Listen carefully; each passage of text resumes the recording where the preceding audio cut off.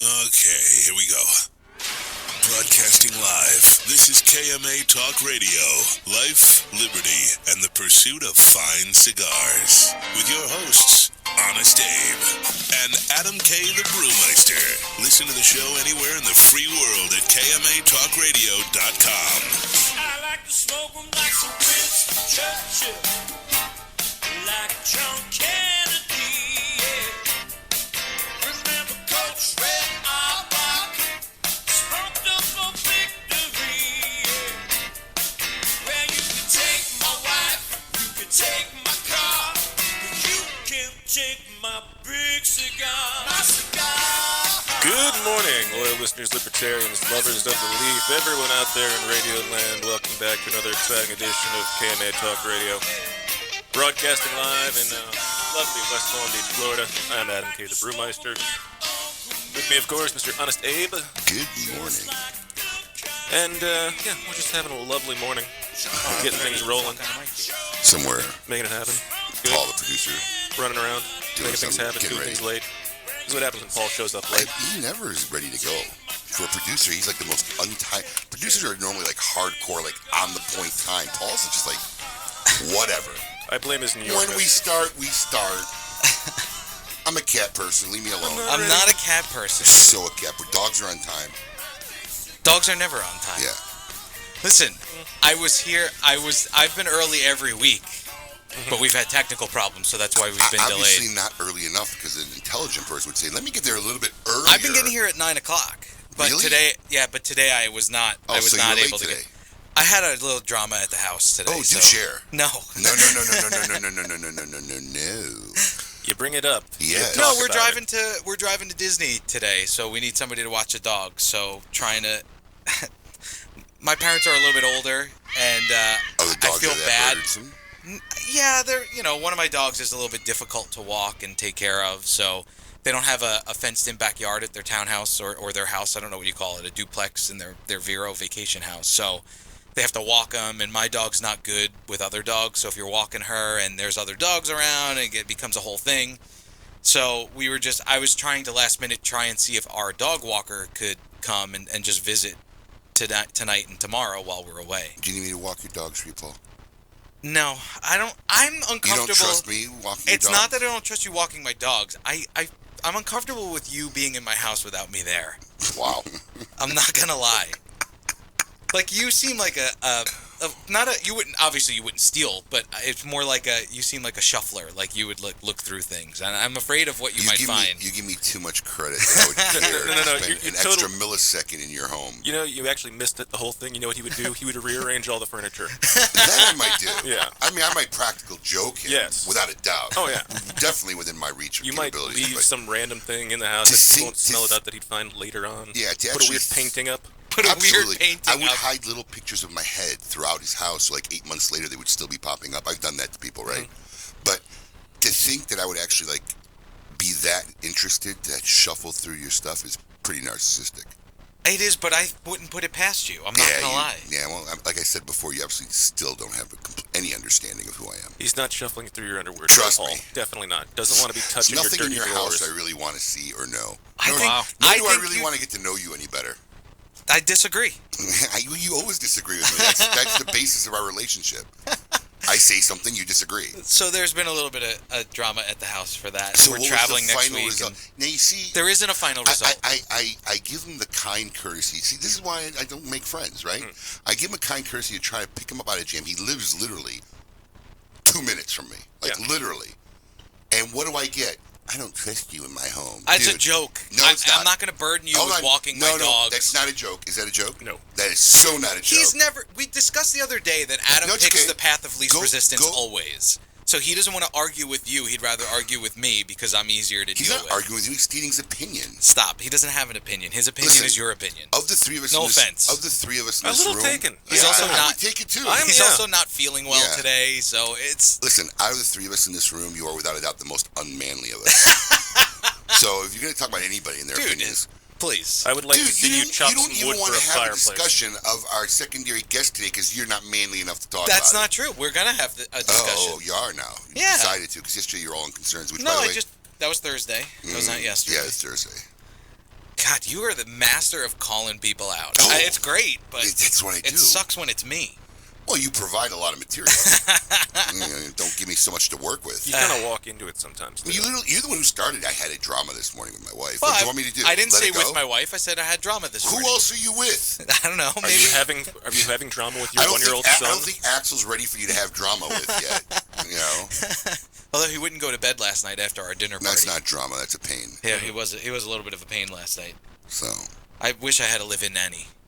We need to this needs to become like I'm pretty sure you want pretty much a hot live-in nanny. Well, yeah. Is there? It's Erica. Is there? Wow. Good soundbite. She's probably looking for a gig. From I don't the know. archives. You're such a perv, man. You are such a closet perv. What are you talking about? No. Tickle, tickle, oh, tickle. Yeah. He's like the creeper perv, right? Like, he doesn't say anything pervy, like, outright, but he'd be like... He works around it. Yeah.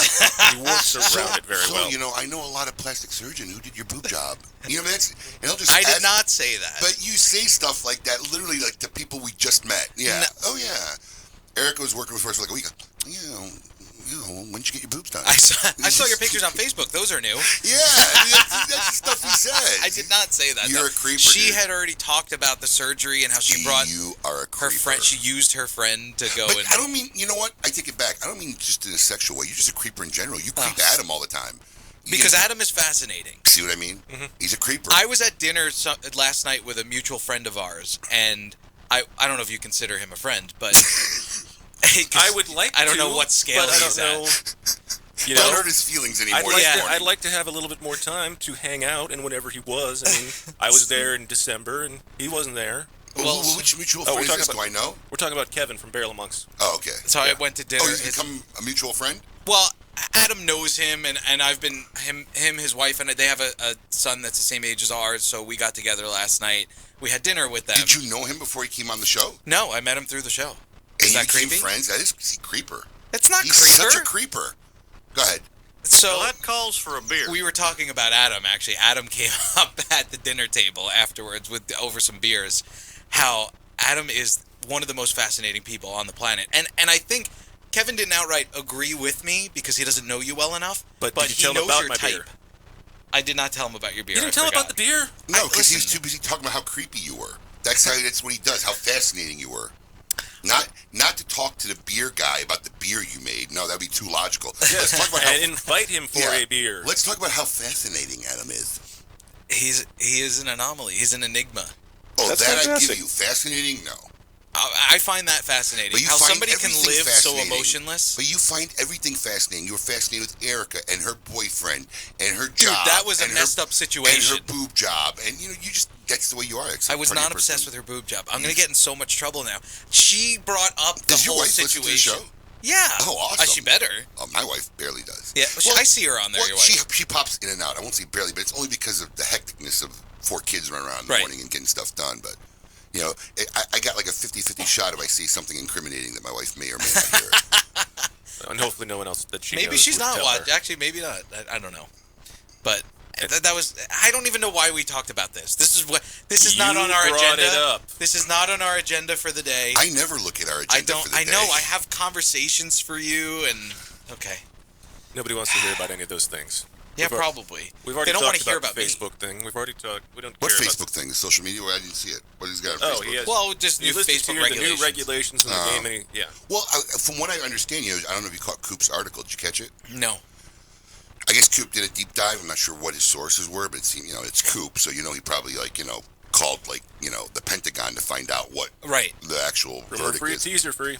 But yeah, but it seems that this new guidelines that Facebook have set is strictly for private-to-private interaction. It looks like they're trying to limit private-to-private trading, buying, selling. So they don't want somebody like me going onto a chat page and saying, "Hey, I got 15 Monte Cristos from 1975." Yes, And and I'm sure there's a lot of legality behind that and why they're trying to protect it. One, whether or not you have a right to sell tobacco or alcohol or not, or license to sell tobacco or not, alcohol or not. They probably don't want to be involved in the process because it's probably not a legal transaction. And to boot, the black market liquor business has become a thriving business. That's what all these people in the DR are dying from. I know, right? that's what one of your employees was telling me. I'm Yeah, like, I what mean, are you literally, talking about? I'm talking about like 5-star hotels are accidentally buying this stuff, and it's ending up in the little, mini bars. So, one of their claim was, you're getting people selling and trading all these empty bottles of Pappy and stuff like that, and people are refilling it and then going to Facebook trying to sell it and trade it. So I wonder how much an empty bottle of Pappy goes for. Oh, you could find it on. You could have found it on eBay for $200, $300 for an empty bottle. Empty bottle. Really? Yeah. Wouldn't pay that for a full bottle. I have Because access to people are free then- empty bottles all the time. Because people are then refilling it with I know. a cheap booze and selling it for $800. That's insane. Yeah. And people can't tell the difference. Because they probably never had it before. But unless you've had it, you can probably tell that it's definitely not Pappy. Have you had it? I have had 15-year and 12-year, and the 15 was one of the most unique bourbons I've ever had in my entire life. Huh. Hands Maybe down. now we know what to get you for your birthday. Abe, put that on the Oh list. yeah, really? Okay, Yeah, I you're want to never see. gonna I want to find see that happen. Good luck. Yeah. The show has a budget. I mean, come on. Anyway, Do you know who? You think we have a budget? Do you know who our producer is? That's our budget. yeah. The It's like best we 6 could months afford. of your pay for one of those bottles. A If year. You can find it. Oh, my. Anyway, Omar de Frias of Fratello Cigars is here. He's going to be our Meet Your Maker today. Omar, thanks for sitting in Thank you for having me. and putting up Thank you with for the having me. first segment banter. That was Listening to very our craziness. I've seen some interesting banter. That was at the top. That was Well, we have a very special bond, the three of us. yeah, very nice. Very special. According to Paul, it's fascinating. Not creeping fascinating. Yeah, it's just fascinating. You don't think we have a good bond? I feel like that's sarcasm right there. No, it was sarcasm, but no, we got a great bond. That's why the show works so well. All right.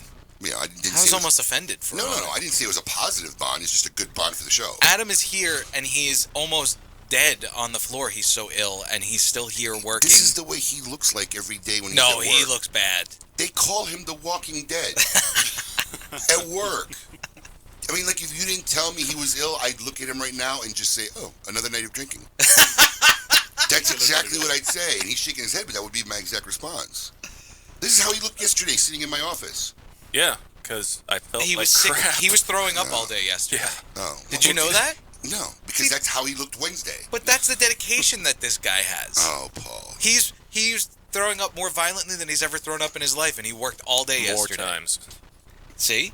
Well, why don't you go buy him an award certificate? Thank you. Maybe a bottle of Pappy. Go ahead. Take it out of your pay. No, I need the KMA credit card. Yeah. Doesn't exist. I was going to say, Cayman doesn't have a credit card. Definitely does not have a credit card. Definitely not. Checking account, no credit card. Yes. For sure. Our other talking point was, is there any update on the new studio? What's going since we opened it up and talked about it? I figured. What do you think? These people work overnight? I have renderers right now working on design concepts, and then we go to the architect, and then we start building. We're shooting for 2020. I mean, it's not like going to be like next month. It takes a while to build things, Paul.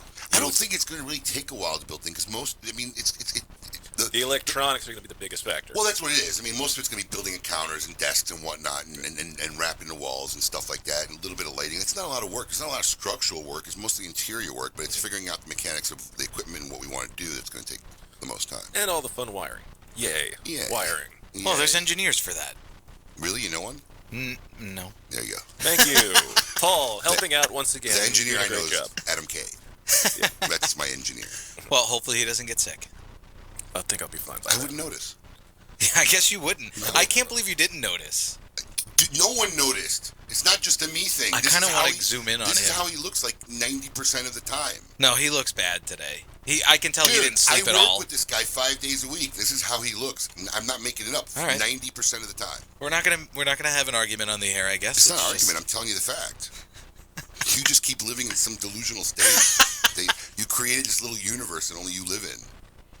It is a great universe to live in. Paul's world, Right? where no Paul's one wants world. to go. Ooh, I like that segment. That should be a new segment.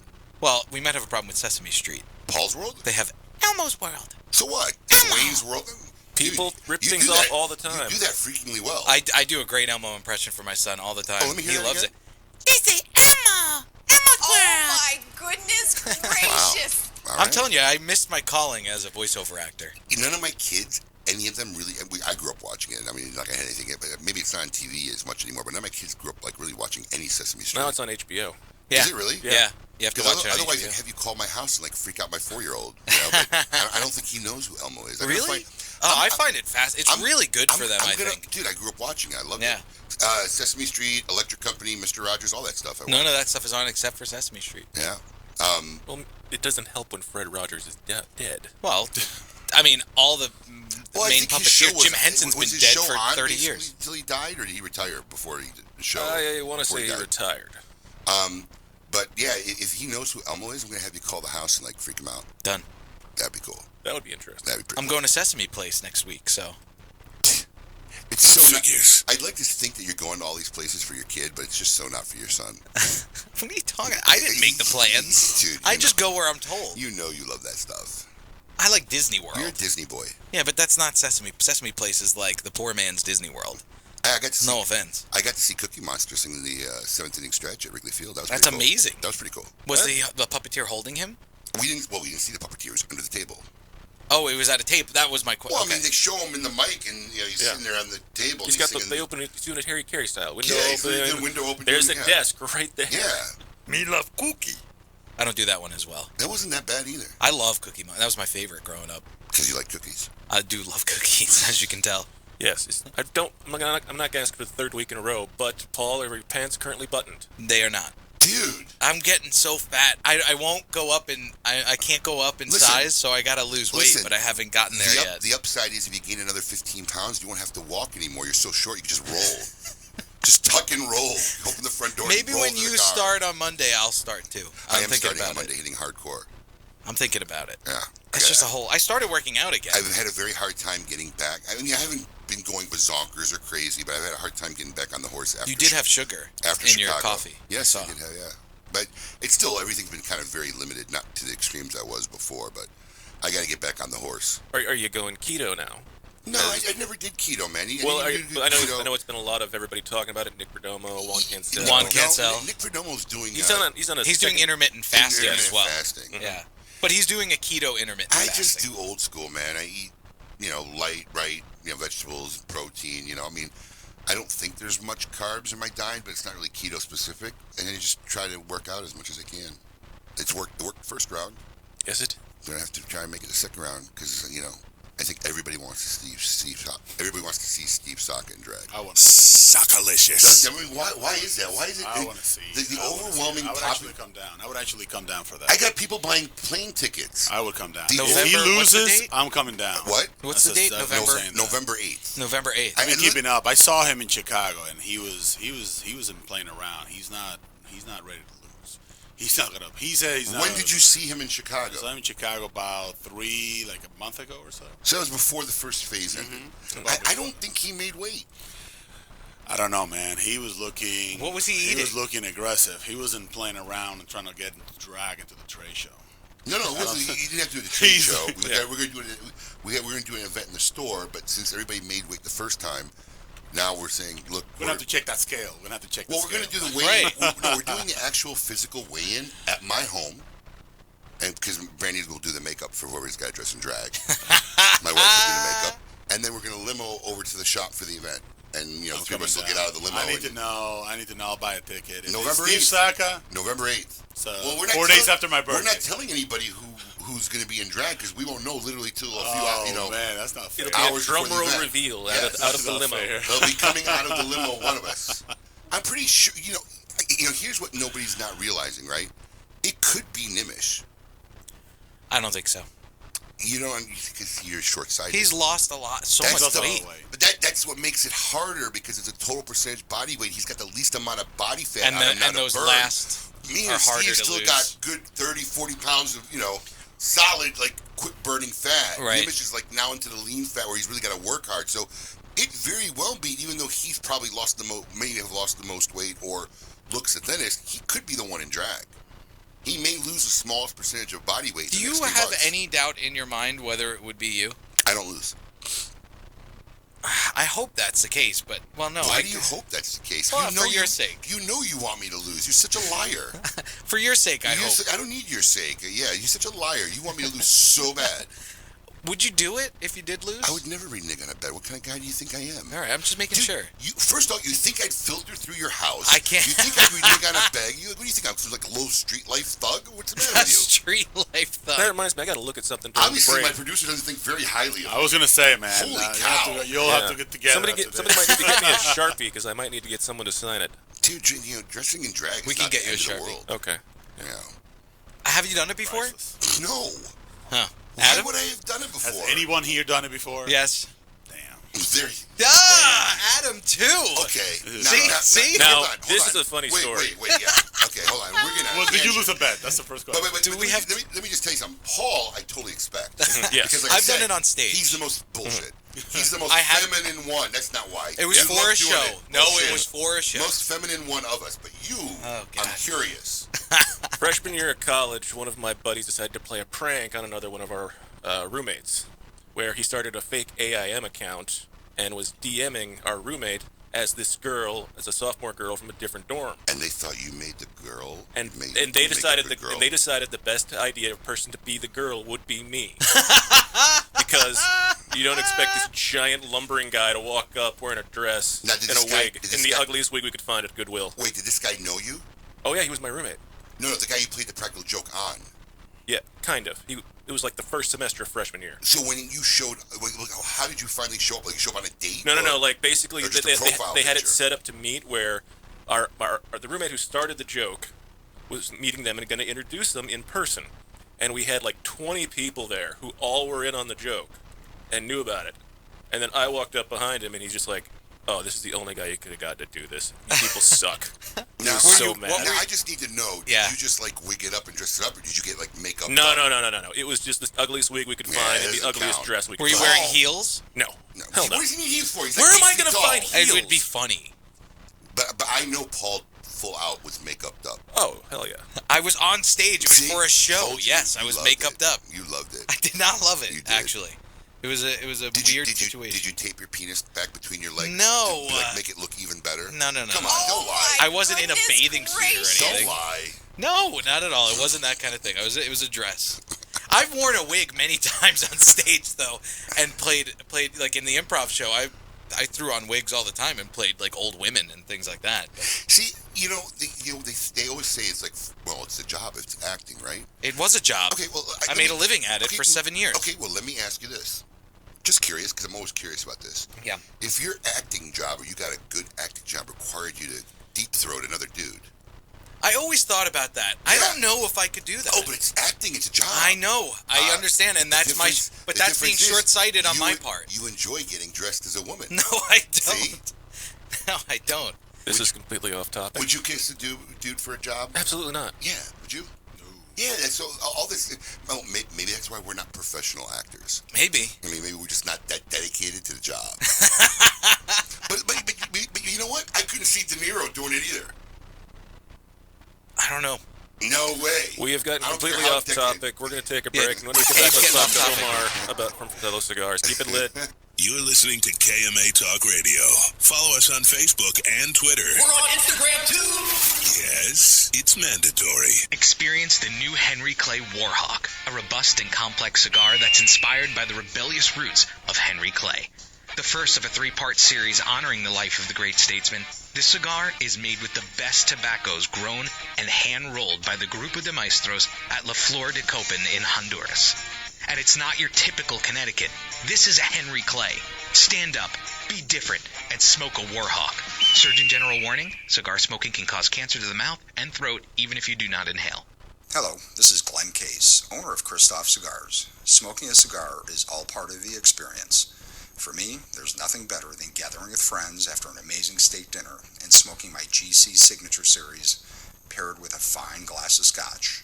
Good conversation and a few laughs is always better when smoking Christoph. Start enriching your downtime. Go to Christoph.com and click on the Discover Your Christoph tab to find the Christoph cigars that are right for you. Upgrade your downtime with Christoph. The Oliva family, the makers of some of the most affordable yet highest rated premium cigars available. For 7 straight years, Cigar Aficionado has rated Oliva as one of the best cigars of the year. And Oliva has a cigar for all smokers, from the newly released Gilberto Oliva Reserva to to the bold and rich Oliva Serie V. Oliva cigars can be found at a tobacconist near you, so always ask for Oliva, an unbeatable value and uncompromising quality. The Oliva family of cigars. The recently released Perdomo Double-Aged 12-Year Vintage is an extremely rare blend of Perdomo's finest and most cherished 12-year-old fillers, binders, and wrappers. Bale-aged for 10 years and then barrel-aged in bourbon barrels for an additional 2 years, these exquisite Nicaraguan tobaccos are bursting with rich, complex flavors. Offered in Connecticut, sun-grown, or Maduro, available at only 250 authorized tobacconists worldwide, the Perdomo Double-Aged 12-Year Vintage is a must-have for every cigar enthusiast.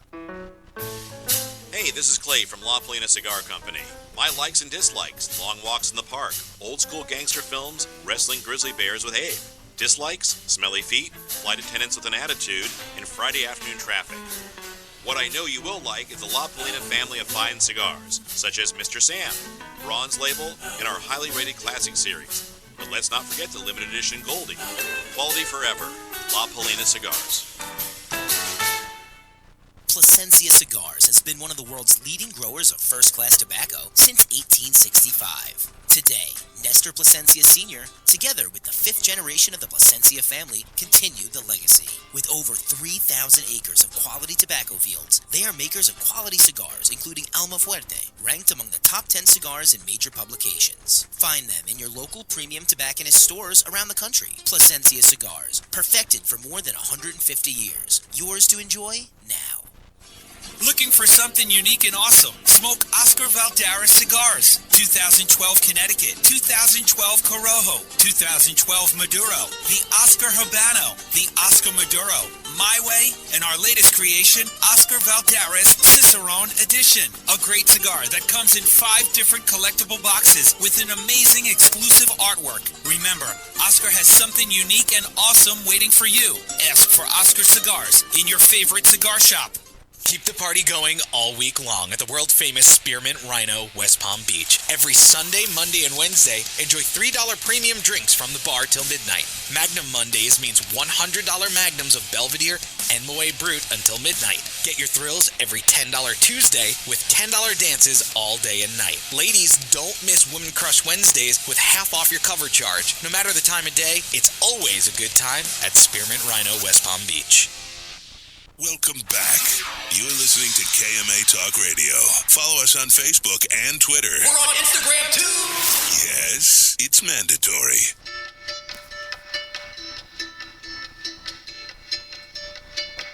Is it going to do it?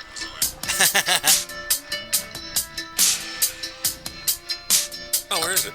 No? Are you gonna say welcome back to the show? No, welcome back to. I was wondering if this was part, because you put this on the background of what of your ringtone now is.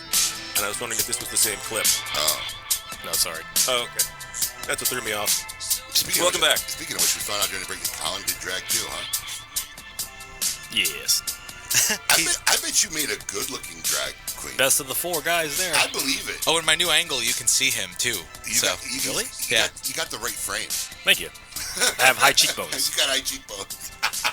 Colin told me his age today, and I was blown away at how old he is. I don't know. Can I guess? Yeah. I don't know. Let me guess. I'm going to guess Colin's, if I got to guess, 38, 39? So you're close, but not. He is. Colin, do you want me to say on the air? Yeah, I don't care. He's 41. Yeah, I was on point. Dude, I would have bet he was younger than me. Because you're not smart. No, because he looks young. He looks good. Where did I get my number from? I don't know. You made it up. No. I'm sorry. You're the all-knowing and all-wise. He looks like he's in his late 30s. All right. What do I look like? Look at my hairline. Dude, you look like close to death. I mean, I'm just saying. You're overweight. That's me. Welcome back to KMA.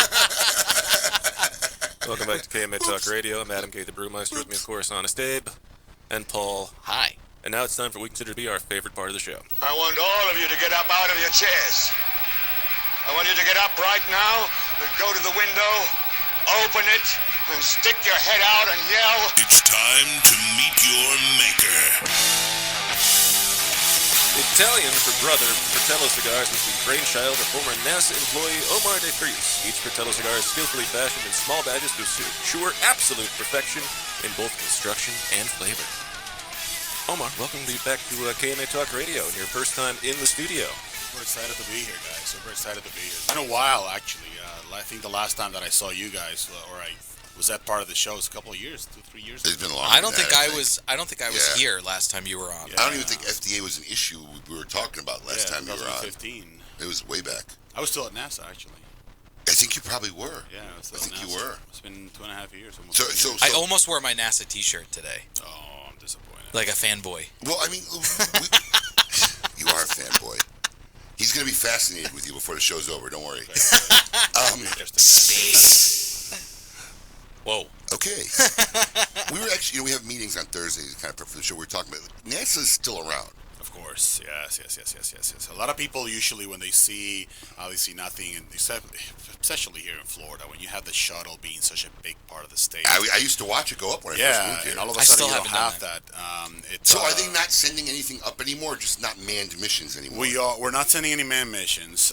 We are working right now on 250 plus projects on science. I mean, the kind of stuff that NASA does is at a whole different level. I mean, the issue always is when NASA branded itself as being a space exploration agency, it sort of lost a little bit of the amount of things that we used to do. Like, we do aeronautics, we do incredible work with heliophysics, planetary science. I mean, the physics aspect. We're in the business of data, and so a lot of people, when they stop seeing the shuttle go up, which was such an exciting part, especially the Apollo era and everything like that, then there was a little bit of that miss aspect. But they're still going up regularly. Yeah, it's not we are. manned missions. Correct. I mean, we're working with the Russians right now, obviously, to get manned collusion. That's what happened. Collusion. Collusion. You heard it here on KMA Radio. There is Russian collusion. With NASA for sure. Well, I jumped on that one quick. You did, man. You got into that one. So no, the truth is, I mean, there's so much that we do that I still say we because I feel so part of it. I was just having. How long have you been out? I've been out for almost 2.5 years. Oh, I left in 2016. Is that because mostly the cigar business started? Yeah, so the cigar business, man, I mean, it was insane. I grew the brand from 2013 and 14. By 2015, I was like selling $500,000 worth of like the Fratello Classic, and I thought to myself, like, maybe I can just go ahead and do this full time. I never thought I was going to be able to just like literally leave. I was just thinking. Oh, so that was never the actual plan. All of a sudden, man, the brand is growing, and by 16 came around, I grew another 20 points. I'm thinking, well, maybe I should just. So it really was initially just like a hobby thought. It was, yeah. I mean, I looked at the getting into the industry as something like, let me do something on the side. I love entrepreneurship. I love building brands. I love the idea of marketing and everything like that because I did that part of my job, part of my school work. But it was never something that I thought could really, develop into something great. I mean, I will say I worked my ass off. You can swear now. You can? Okay, yeah, good. Yeah, I worked my ass off, man, for over 3.5 years to obviously achieve a goal. There was never the doubt that this couldn't be something that could grow into what it is, into what it's going to be. But it was surprising to me that it took about 3.5 years for me to go ahead and quit my job and do this full time. Now, how many employees you have working with you? So we have 4 people right now. We're a little understaffed. Actually, we're looking for somebody in Texas. Paul? Paul New job? Looking to do a little move. He's cheap, I can tell you. Yeah, I'm sure you gave me a great resume. He's cheap. It's called foisting. Fly him out. I'm trying to foist Paul on you. No problem to be on the road for a little bit every single day. My wife would probably love it. There you 150 bosses and whatnot. Paul, you'll find Paul very fascinating. Oh, okay. Yeah. Yes. No, I can tell. I'm not going to be creeping on you, I swear. This Thanks. Is the truth, okay? Go to your house. I like the attention. So That's weird.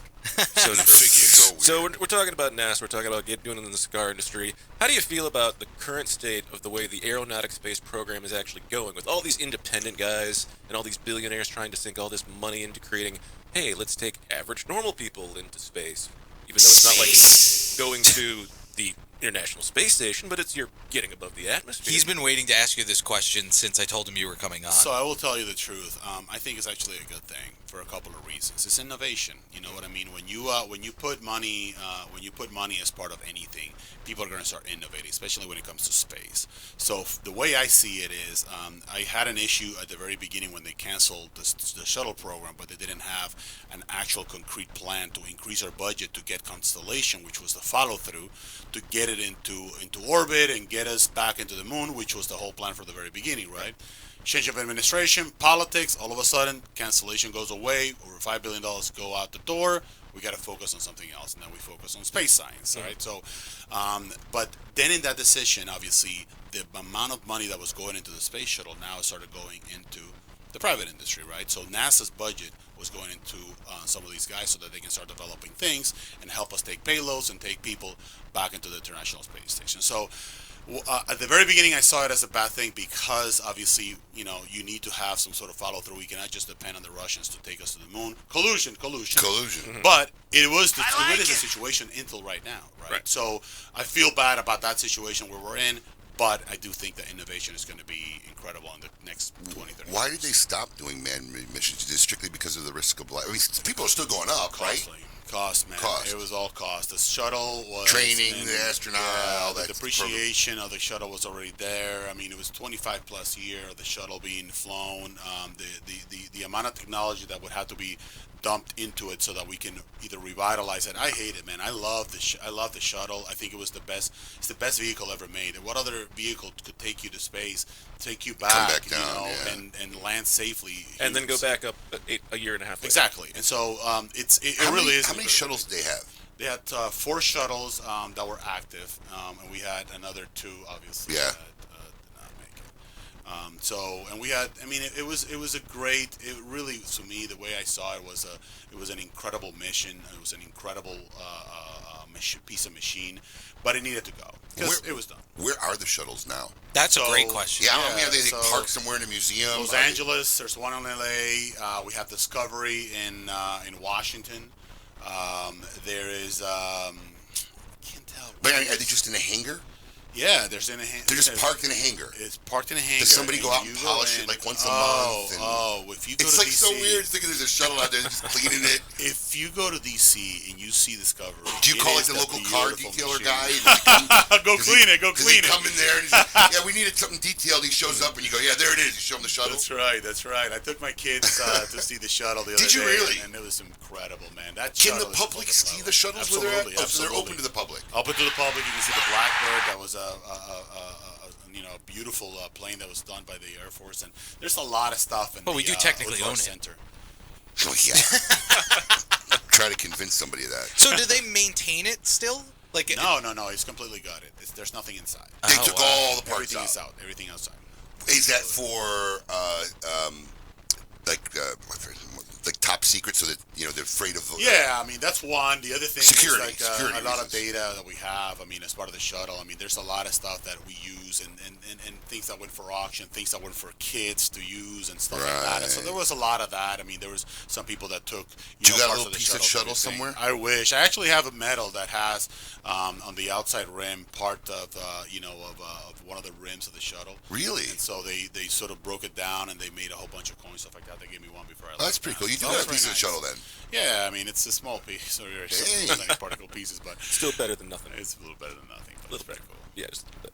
So, how do you feel about all this talk about people who keep saying we should go to Mars, trying to get these private investing groups or these guys who out of nowhere decide to start a company and be like, we're going to go to Mars, and this is what we're going to do, and we're going to raise money. It's and then it goes the away. proof is in the pudding, man. I mean, the reality is it's expensive, it's dangerous, and obviously safety is a huge issue, right? I mean, we at NASA did. They might forget a guy there accidentally. Right. I mean, we don't. Oh, I don't know about that was a movie. That's actually a movie. But the reality is, I feel, is that these are all great things.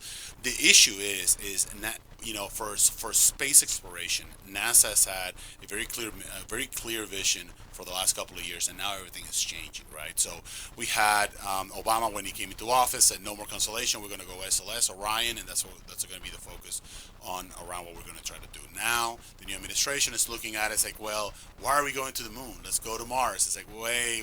There was a plan in place to potentially utilize the moon as a slingshot and as some sort of base, and then potentially take us to the next level. So there was a lot of plans and a lot of things that NASA was working towards. And right now, unfortunately, because any particular decision, nobody really knows what the situation is. So it's very unfortunate. But I still keep in touch with a lot of my friends. Is the current administration bad or good for NASA? So I believe that it depends on the day, because there was a lot of that things. kind of sounds like my marriage. There was a lot of things, Abe. I mean, we had Pence was just at NASA. I don't know, was it eight months ago, a year or so ago, and the conversation was fantastic. Is we love what NASA's doing, because we are the number one government agency in the United States of America, and hands down the number one.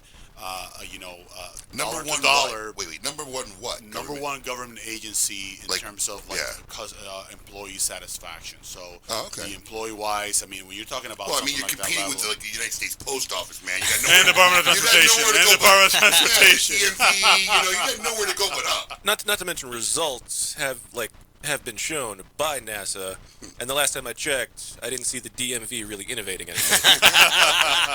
Hey, they take appointments now. Hey, that's pretty in cool. Florida, not all of them. Is that really only a Florida thing? I think New York does it now, but yeah, they're all slowly getting there. Yeah, not a whole competition against DOT. Nothing against the Department of Transportation. I have a lot of friends, but yes, that's cool. Oh, so cool. So, obviously, you got full time in the cigar world. Do you regret making that decision? So I don't, and I'll tell you what I have done though in the past. Is said, it's like I really miss, the work that I did at NASA. I was managing a $5 billion budget for them, and the kind of decision making, the kind of exposure that I had with them was at a whole different level. I'm meeting with the administrators, sure, like that, talking about disbursement obligations. What do we do? The kind of stuff that we may be able to do to get us to either not cancel a program or project that could affect people's life. I mean, there was a lot of stuff. So there was that aspect that I missed. But the other day, something happened that literally made everything for me look back and say, this was the best decision I have ever made. My daughter, we're evaluating and thinking, what do you want to do? Do you want to go to camp or something like that? And she goes over to me and says, Daddy, do you mind if I work for Fratello in the summer? And oh, wow. And I was like, she's 13 years old, Abe, and I was like, like my heart melted in like 1,000 pieces. It said, it doesn't matter where the industry goes from now. This right here made your moment. Was completely worth it. So for me, that was pretty special. And so, and she's working right now. She's an intern for Fratello. I hold her accountable 10 o'clock in the morning every single day. She's got to be down. She's got to go to the office. She's got to do, right now I have her inventory, packaging, so that she learns a little bit of the whole situation. And so for me, that made it all worthwhile. That is excellent. That is really good. Yeah, man. That is wonderful. So do you feel you've had more ability to create more product, or just to make the brand better as a whole? So I feel like we're always, figuring out ways to have the brand better presented. Something very funny happened. I was and it was one of the decisions that I made to change my boxes from a cabinet box, which is very good for, retail friendly, to a little bit wider box, right? 10 rows, 10 rows. I was in Arizona. I was with Rocky Patel, and I asked Rocky, it's like, hey, why in the world do you have all your boxes like so wide, and everything is like 10 and 10? He's never linear made footage. Anything. Well, he said, well, look at it. It shows better. And I looked. It was in a place called Fox Cigar Bar, one of our retailers in Arizona. And the place, and once he displayed the entire product, I looked at it. Swear to God, I was like 20, 30 feet. It was exactly that. And I was like, damn it. How did I not see this? I was always so focused. I was like, retail friendly, this kind of stuff works. But it was more about, it's like, just look at it. Look, just shows better. And you could see every single one of his products. Yep. So it does. And obviously, footage, square footage. Well, I mean, linear footage in the respect that the more linear footage, the better presentation you can make in a retail humidor. So, yeah, it's absolutely. So we made some changes. So we are, we've I came out with a cabinet box. It was very simple, no colors, no nothing. Now all of a sudden we have a beautiful white box, a beautiful red box, a beautiful yellow box, and stuff like that. That obviously allows the product to be shown a little bit better. We're investing on the brand to get a little bit better footage. Very cool. Very nice indeed. So now tell me about what this cigar is you brought us here, because we're going to smoke these right after the show. Yeah, so this is the Fratello Bianco. Still one of my personal favorite cigars. I smoked the Bianco Boxer like crazy. It's a 5-country blend. It's got a San Andres wrapper, Dominican binder. We produce this at Joya de Nicaragua. It also has Pennsylvania broadleaf ligero, Nicaragua, and Peru. So I think it's very unique. I always make fun of this cigar because those two countries, Mexico and USA, have never gone along so well than that cigar. No wall associated right now. So it's a very unique blend. So I brought you guys some from my original production. That's why it's still in the old box. So Oh, wow. it's a very unique cigar. Cigars, once again, changing the world. Hold that up for the camera. Yeah, here. let me take out the cello so it looks a little nicer. I don't like putting it on the camera in cello. Here we go. Look at that purdy. Boy, I like the way that the label is angled, actually. Thank you. You don't see that often. Yep. Pretty cool. So tell me about the Fratello Oro. So, beautiful brand that I launched out of the La Aurora factory in the Dominican Republic. This was a collaboration with me and Manuel Hinoa. Manuel is a good friend and an amazing blender, if you ask me. It's something that we were basically going back and forward and starting something that I wanted to go back home since all of my products have been coming out of Joya de Nicaragua. So here's a Dominican guy with an Italian name for a brand, and, coming out of Joya de Nicaragua. There was nothing, tying me back home. So I've always wanted to go back home. And my first cigar I ever smoked was a La Aurora product back when I was 17 years old, and so I knew it was going to be with them. Oh, very nice. So you, just going back to that, because you were born in Puerto Rico. Yes.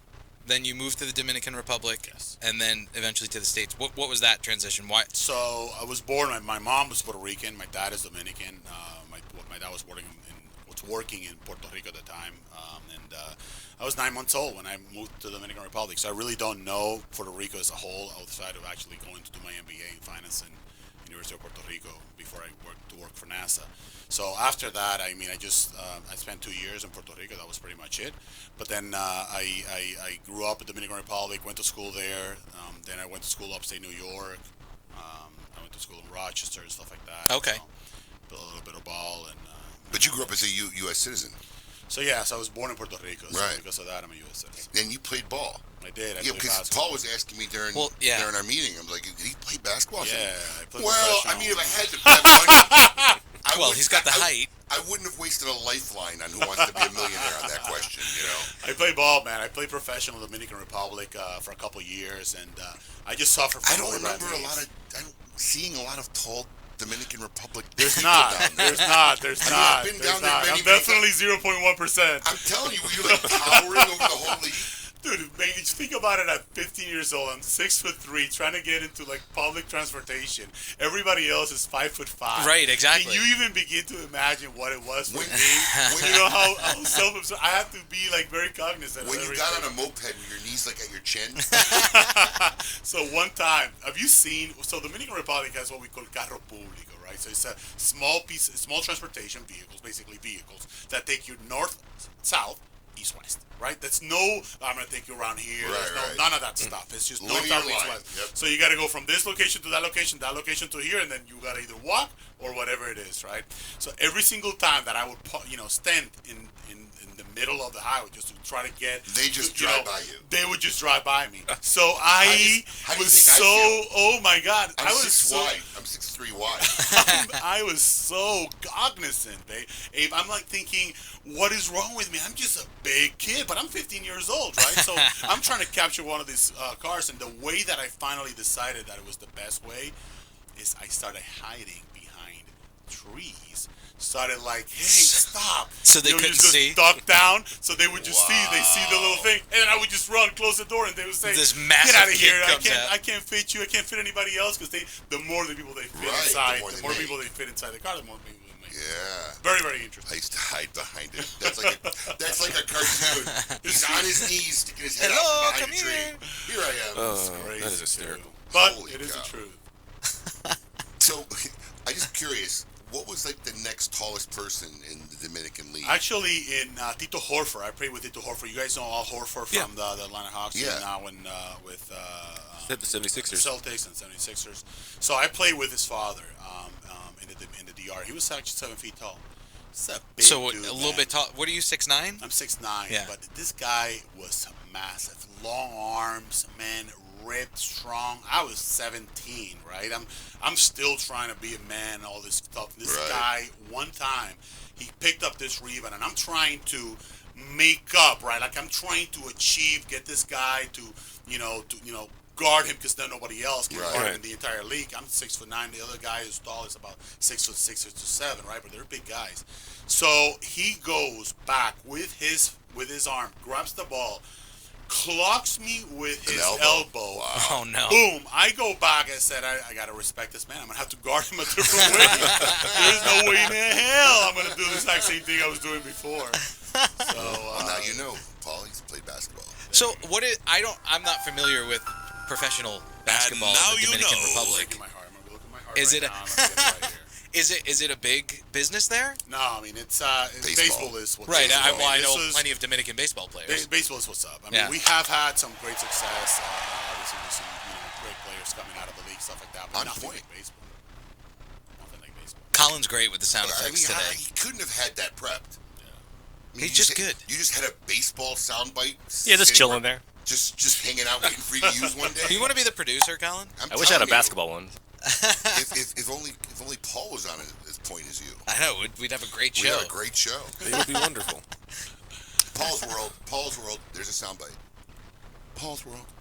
It's Paul's world, and we're all not really living in it. It's just Paul. We got to come up to a break soon, but Yes. after the break, we got a lot of stuff we can talk about. Yeah, since I want to talk about the rest of your cigars and whatnot, but I want to see what your take is on PCA, Cigar Con, FDA. That was my next question. I mean, I got a slew of questions. It's been so long since we've had him on the show. Not only that, but I'm here live, baby. This is it. I'm here for events and whatnot. And so I got the time. Let's rock and roll. Everybody always finds their way in the area eventually in this business, so it works out really well. Every single person except Skip Martin. Every single person. I was wondering how long. For those of you It's been a while. For those of you playing at home, bingo. That's who I'm. No, drink. Yes, or it's a drink or a bingo. That's who I'm. Well, that calls for a beer. That's who I'm fascinated with, Skip Martin. Oh yes. Okay. Right, we're gonna take a break. short little break. When we come back, we're gonna have more with Omar. Keep it lit. You're listening to KMA Talk Radio. Follow us on Facebook and Twitter. We're on Instagram too. Yes, it's mandatory. Dan Blunt here for Alec Bradley Cigars. You ever plunk down hard-earned cash for a cigar? You're hoping you just bought yourself a nice drive-through taste town, only to discover you're in the slow lane with a clunker. That sucks. Say goodbye to bad rides. Test drive an Alec Bradley cigar today. At Alec Bradley, they get it. Whether we're talking about life or cigars, it's all about the ride. Fuel your soul and experience inspiration with the Aging Room Quattro series by Rafael Nodal. More than just a master blender, but the inspired composer of 4 boutique masterpieces for the sophisticated palate of an aficionado. The Aging Room Quattro series are a perfect chord of flavor and aroma, and are born from the best tobaccos, aged under the expertise of one of the greatest names in cigar making. Truly the perfect notes for a genuine cigar smoking experience. Aging Room Quattro series, a quartet of excellence. Hoya de Nicaragua proudly announces the release of Cuatro Cinco Reserva Especial, a carefully modified recipe containing a unique and exceptional selection of barrel-aged grade A fillers and a beautiful silky shade-grown Habano wrapper. From the legendary Jalapa Valley, produced in small quantities, this exceptional medium to full-bodied cigar will continue to captivate consumers with its rich Nicaraguan complexity, subtle woody and sweet flavors, and a velvety finish. Try a Cuatro Cinco Reserva Especial today. CLE Cigar Company presents CLE Cigars, Aroa Cigars, and Asylum Cigars. With 4 generations and over 120 years of experience in tobacco, from seed to smoke, these cigars are produced in Honduras and Nicaragua, with the utmost care and precision possible. CLE Cigar Company introduces a vast array of tobaccos in various sizes to bring the highest quality of premium tobacco direct for your enjoyment. Visit clecigars.com for more information. Since their humble beginnings in 1998, Drew Estate has believed that the production floor is the crossroads between art and passion, and where the real magic takes place. Drew Estate Master Blender Willie Herrera has crafted a unique medium-bodied line extension that is creamy, lush, and ultra-smooth, and finished off with a flawless shade wrapper that delivers satisfaction in spades. Continuing the story from their factory floor, it is with great bravado that the Drew Estate presents Under Crown Shade, a true Drew experience. Nestor Miranda Special Selection, the original collaboration with My Father Cigars, returns. A cigar for the movers, the shakers, the grinders, the doers, the builders. A cigar for those who give a firm handshake. If you're not afraid of starting with just $20 and a dream, we know all about that. Nestor Miranda Special Selection is an all-Nicaraguan masterpiece full of rich, deep flavors and complexity at an exceptional value. The original is back and made for those who know all about getting out there and doing something spectacular. Here's to the hustle, available now through your local tobacconist. The Oliva family, the makers of some of the most affordable yet highest rated premium cigars available.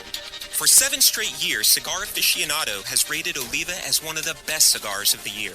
And Oliva has a cigar for all smokers, from the newly released Gilberto Oliva Reserva to the bold and rich Oliva Serie V. Oliva cigars can be found at a tobacconist near you, so always ask for Oliva, an unbeatable value and uncompromising quality. The Oliva family of cigars. Ventura Cigar Company is a boutique cigar brand born in sunny Southern California. Ventura Cigar Company is on a mission to create memorable, complex cigar blends that excite the senses and reward discriminating palates. Experience the Cigar Aficionado number 13 Cigar of the Year, the archetype Axis Mundi. Rise up, step up, look up, fire up, and leave compromise behind with Ventura Cigar Company. Check them out online at venturacigar.com. Welcome back. You're listening to KMA Talk Radio. Follow us on Facebook and Twitter. We're on Instagram too. Yes, it's mandatory. Welcome back to KMA Talk Radio, broadcasting live. I am Adam K. the Brewmeister. With me, of course, on a stage. You gonna make it? I think so. You got 1 more hour left. Yeah. One more hour. Tough it out. Paul? You are a tough dude, man. Dude, you're just a weak dude. No, he's sick. He has food poisoning, I think. The way he's... I had a little food poisoning yesterday. What did you have for lunch? I didn't have anything. I didn't eat anything yesterday. No, you said you had Chipotle. No, that was Wednesday night. It's not food poisoning then. Yeah. I don't want to get sick, man. I'm scared. You're such a wuss. I just don't like getting sick. Who does? Oh my God, you make me feel for you. It's the only time you have some emotion in your voice. You got Adam's head cut off in the camera. You got to lift it back a little bit. You're making him even look worse than he already I keep turning the camera to him because it's fascinating. This is terrible. Anyway, our meet your maker today, Mr. Omar de Frias of Fratello Cigars. Thank you for joining us today. So what do you want to start? Where has your line expanded since the last time you were on the show? So I think you only had 3. So I had 2 by the time that I talked to you. It may have been 1, but anyways. I think it was at least 2. I remember you had multiple. I definitely had the Fratello Classico, which is my red label, and yes. I had the Fratello Bianco. So no, I expanded to the Fratello Oro, which Meister actually asked about. I think it's a fantastic blend. We actually, after I left NASA in 2017, I had launched 2 new cigars that have a NASA-related theme, right? So we launched Fratello Navetta. Navetta stands for shuttle in Italian, obviously, because I have to keep up with my Italian theme of my cigars. And this is where I really geeked out with my cigars. We worked with a very special project. It's a very limited production of these cigars. It's not available for over 100 stores nationwide, and we have over 800 retailers right now. So one of the things that makes this incredibly special is the fact that the cigar itself, just the creaminess, the balance of that flavor is at a whole different level. But the box is pretty special too. I actually made the box look like a space shuttle tile. Do you have a box here? I don't have a box. Oh, you're here. kidding me! I know. I should have brought the box. You're kidding me! I do have a space. It's actually something pretty cool. Let me show them. There's a little space shuttle leaf on the side of the cigar, which is really unique. The box has a particular shuttle assigned to each one. So there's a Robusto Discovery, Toro Endeavor. So it's a really nice project. And now we gotta Google. I can find a picture. Google Fratello Navetta, right? so you see the box. Yeah. I'm sure Paul will find a photo. I can get it. Yeah, you can get it. I got you. Yeah, good. All right. Very nice. Spell it. Navetta. Navetta. Yeah, you gotta tell the gringo how to spell it. I'm Italian. My wife thinks you're Jewish. I know. I heard. Wow. I thought he was Jewish when I first met him. I thought so he too. He looks like a nice, young, like a good, next door neighbor, little Jewish boy. So it's a black box? Yes, sir. Yeah, we got it. He's skirting the topic. I'm just getting the box up there so everybody can see. There but you go. well, cool. So let me me just go to the. Sorry, I'm working and talking at the same time. What else do you have? Is that the full? Ahorita spectrum with now? Inverso, this is my Spazio line. Launched that 2018 last year. We came out with some flashbacks this year, which was it's a big success for Fratello. Fresh packs being like the 5 pre-seal. Got into the fresh pack business. Very interesting. Now, do you have experience. a display that you put them in, or a little box counter box? So I actually have a little display in the front. Has a beautiful astronaut in the front. I made it really, really unique. Went in at a great price point. So it was incredible. I had a great trade show thanks to that new demographic that now Fratello is sort of going after, which is the grab and go guy, the guy that goes into sort of like an impulse buy or goes in and just wants to put a fresh pack into his bag. So it was incredible. I mean, I came in thinking I was going to be able to sell about 5, 6, 7,000 of these, and came out with like 11,000 sold. So it was a very good trade show because of that new demographic. We have the box picture up right now. Nice. Beautiful. Oh, there it is. Yes. Nice. So how does it mimic the space shuttle tile? So if you look at a space shuttle tile and you look at the tile underneath, tile, correct, the heat retardant tile. So it retains about 3,000 plus degrees Fahrenheit, right, as it comes in re-entry. So I could put this in the oven? No, definitely not put that in the oven. But you can put a blowtorch. You can put a blowtorch on a space shuttle tile. Actually, touch it like seconds after, and it doesn't feel. Really? Oh, don't tell me you can do that to this box. Definitely not. Okay. So don't do it. Don't do it. I don't know how expensive that would be. Do not do that at home. Do not do it at home. I would have been impressed. I know, right? So it's a very unique design. We put a little bit of an explanation when you open up the lid. So it really was a project for me, a very special project for me to just connect with my background, continue to connect our background with NASA. My tagline, it's not rocket science when it comes to tobacco, because it's not. So let's keep it simple, people. Let's keep it simple. That's funny. You brought up the trade show. So speaking of trade shows, a good way to segue into it. Obviously, a lot of this year, big controversy about the trade show. Right. What was your take? Now, you've been, I'm going to guess, what now, 6 years? Yes, I've been at 7 trade shows. 7. 6 years for the Fratello business. Okay, so 6 years in the trade show as Fratello. What's your take on the direction that the trade show has been going, and especially with everything that's come up in this last year? So I'll tell you the truth. What I like to see, because you're a demographic that's I don't think people realize how important your size company is to the demographic of this industry, right? Because it's your size company and the Skip Martins and the Sakas and the Nick Melillos, and that's where all the excitement is.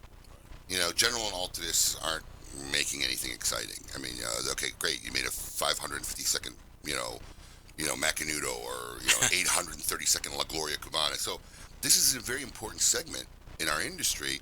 But a lot of what's going on really affects you guys more than anything else. So I'd be interested to hear what you have to say. So my take on the trade show, to be honest with you, is I like to see more of the focus, not so much on the consumer base. I want to see the focus go back to retail, right? I mean, one of the things that I kept on seeing was when I started on the company, when I started Fratello, I would see members of the IPCPR. I would see, back then it was Don, it was Kyle, that were, on the road, that I would see these people constantly at events, at activities, and they were actually taking people's checks to become part of the trade show, part of the association, and come to and participate. I want to see that focus back, and that was one of the questions that I was trying to and dying to ask, and as they were making the announcements. I don't disagree that there should be innovation, that we should try different things and stuff like that, especially when it comes to something like a consumer day. What I like to see, though, is if you have your core and this is what you're incredibly good at, why don't try to reinforce? Why don't try to, instead of spending our energy into other different things, let's go out and let's start hiring some people. I'm on the road all the time, selling my cigars, getting new retailers. I think that's what organizations should be doing. But what do you think they are good at currently? So and the silence. I think they've done a great job. Really? On what? With putting on the trade show. Except this year there was some things that were not correct, like that damn badge, man. I went at him and said, look, guys, how the hell are you going to do a paper tag and spend 4 days sweating, talking to retailers, giving hugs and all that good stuff, and not expect this badge to fall 1,000 times?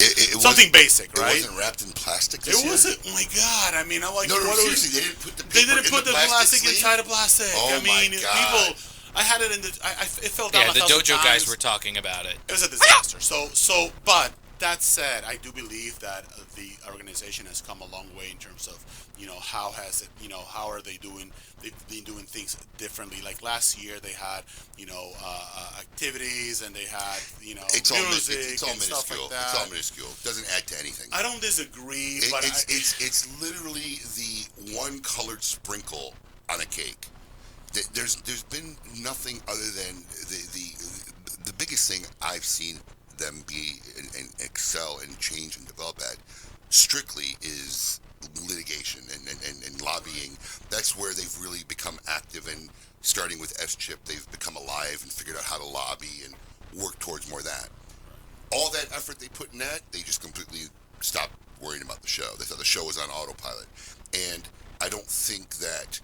I think that this Consumer Day was an ill-gotten attempt that they thought would get more retailers there, which really mind-boggles me because the board's made up of retailers, right? That cannot be it. I mean, no, it is. If that was it. No, that was it, because they're wanting us retailers to go out and market it, which,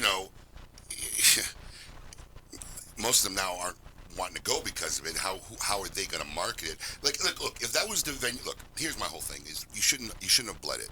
If you wanted to do a cigar event to raise money, then throw the biggest cigar event in the country, just like, all the other famous and big companies do. They throw their, we're going to the Rocky Mountain Cigar Festival next month. I've been to, what Cigars International called? Cigar Fest. Yeah. Been to Cigar Fest. Went to the Texas Festival. We have our own Great Smoke coming up in February. Do that, and do it on a different day, right? But you could have raised money. There was other ways of raising money. This, I believe, was their attempt. They thought retailers would all get behind this and want to bring their people in and whatever. And I don't know who I don't know who painted the Picasso picture that they're all looking at and saying, "Wow, is that beautiful?" I heard something else. I will do be share. honest. I heard something else when I was because everything I'm hearing is all secondhand information. Yeah, when I was at the event, I mean, I wasn't so much driven towards they painted a picture about how it can help the retailer, but it was all about the money. Right, it was all about we need to raise more money to continue to fight our industry and continue to defend it. That was the basic. Then there's a lot of way more innovative ways they could raise money 100%. Without already trying to stress a trade show that's on the verge and is a frail eggshell right now. I'm telling you, Abe, the biggest, and this is what I wanted to stand up and actually share, because what is annoying to me is the fact that I want to make sure that this has been a lifeline of our industry. There's a lot of people that depend on the trade show to actually make their numbers, meet to make new people, new people, get new retailers. So what I want to do is I don't want to have less people. I want the show to grow, not to decrease, right? So what I would do is something incredibly simple. Is I'm on the road right now. In South Florida, I am introducing people to my cigars, people that have never heard of my cigars.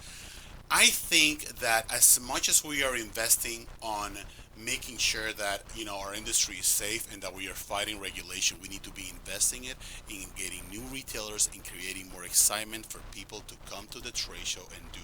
100% agree with you. So that is my biggest issue. I'm not saying that that the Consumer Day, CigarCon is a bad thing, because I do like to hear. I think it is going to be a bad thing.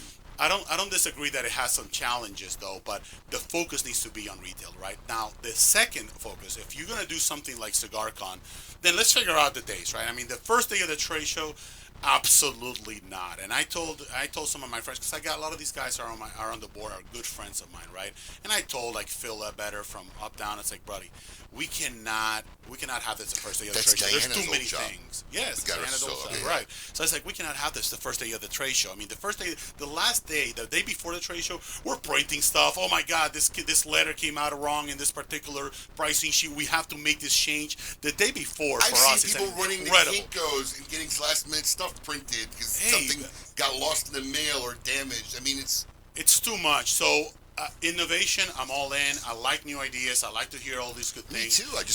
I want to. We should go back. We should take the focus back on retail. That's my point. We're on the same page. So. And shrink the booth sizes. Yeah, I agree with that too. I've been saying that for years. I agree because it looks so big, man. Everything is it's like empty now, right? Like you go through hallways, you can throw a bowling ball. Yep. You know, why Said don't it we many just times. make it more concise? Like I go to Inner Tobacco every single year, and there is not a space. It looks packed every time. Inner Tobacco is that, for the guys that don't know, is the international trade show that happens in Germany. And I've been there going for 4 years. It is packed, and the booths are packed, but it's not this massive, grandiose. Right.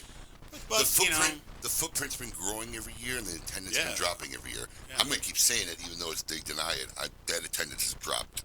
But it has to do with our retail, with our own manufacturing, friends. You know what I mean? People that want to be the biggest and the baddest. Well, that's the problem. But then all of a sudden, your booth, which I know because I saw it right across the booth, doesn't look as big, doesn't look as packed. I'm still working on a 20 by 10 because unless I want to, all of a sudden grow to a 20 by 20, 20 by 30, then I know that my sales need to be adjusted to that level so that I can understand. You would need about 20% of the whole attendance in the Davidoff booth to make it look full. Of course. I mean, I don't care how many people are in there, man. That thing looks like it's a vast, empty space because it's so massive. Yeah. And there's a lot of people in there. Yeah. No, All right. I agree. FDA, last time you were on. And I was just talking with a manufacturer friend of mine who is literally so concerned whether his company will be a viable company next year because his comment to me was that his lawyers seem to think that the minimum amount per registration that he'll have to spend is roughly about $10,000.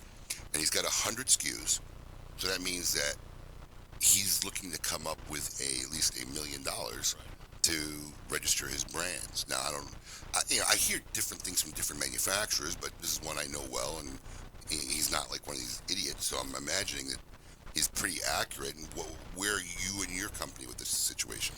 So I thanks to my NASA experience and budget, I'm pretty financially apt in terms of like what kind of expenditures I am potentially looking to do. So are you looking at a potentially $10,000 per SKU expenditure? Is that what you're having in your budget? The problem is I have enough cash to be able to deal with some part of the situation. The problem is we don't know what it is, right? We don't know if it's 10,000. I've heard 30,000. Well, I heard 50,000 at one point. 50,000. So, how the hell do you budget when? Not even at NASA we've been able to budget for making sure that we have the right crystal for Hubble, right, or for JWST, and because we're making something brand new. How do you budget for something that is so unknown, right? You can have an idea. If it's 50,000, there's no way. Half of the people, are going to be able to afford something like that. Not even some of the big guys, if they actually do the actual math of what it will cost and the amount of cigars that will actually have to sell, will be able to sustain something like this, right? Because we're talking 50,000 for one single SKU. So until we know what that number is, how do you even begin to budget? It's to me so stupid to even begin to try to put something into. Now you can plan, right? But what the hell are you going to do if it's something? But the government's been known to do stupid things. And Gabby Caffey, Dr. Caffey is on right now. He said the one thing to remember too, whatever the price is, it doesn't guarantee FDA approval. Right. So you could, if it's 50,000, that's just the registration. You could be throwing that away on every single one of your SKUs and not be approved. So I was participating like 2 weeks ago at a congressional event. It was done in a beautiful lounge in Alexandria, right? And there was over 6-7 congressmen, all Republican congressmen, and we're all having a conversation. They introduced me as a manufacturer, one of the guys that could potentially be going out of business if we don't do something about this whole situation.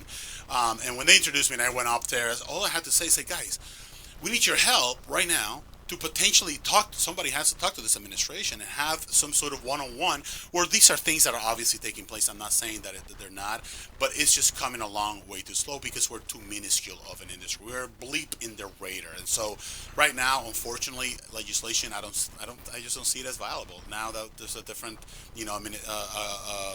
party in Congress and a different party in the Senate, I think it's an administration issue. When you talk about how minuscule we are, and I brought it up before, but for those who didn't catch it, one of the most interesting facts that I was I always knew we were like 1.5%, 2% of the whole tobacco industry, but to put that number in perspective, one of the facts in hand rolls were there were 700 million units of cigars sold for the year, right?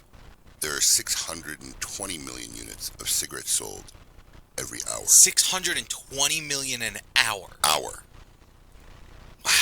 And that's when nobody's smoking now. Like, how few people smoke now? And 620 million per hour. Was that just a U.S. number or a world number? It's got to be a world number. It's probably a world number, but I mean, I'm looking. I'm gonna watch it again. But that was. I mean, I remember I rewound that to read that again. I'm like, did I just read that right? Yeah, it's but even ridiculous. international, I mean, we're still the largest consumer by far of cigars. So I would put U.S. 100 million. Is that true? U.S. Yeah, full tobacco. No, that would be China, I believe. For cigars. Yeah, for cigarettes, China. For all tobacco uses, it would be China. Yeah, I'm talking about cigars, but even if you put another 100 million or 150 million, we're still. I know. I mean, it's tiny. Just put another 150 million worldwide, which is probably what the number is, and then you're done. It's still nothing. So. It's insane. That's how little and insignificant the premium cigar side is. A drop in the ocean. Yeah.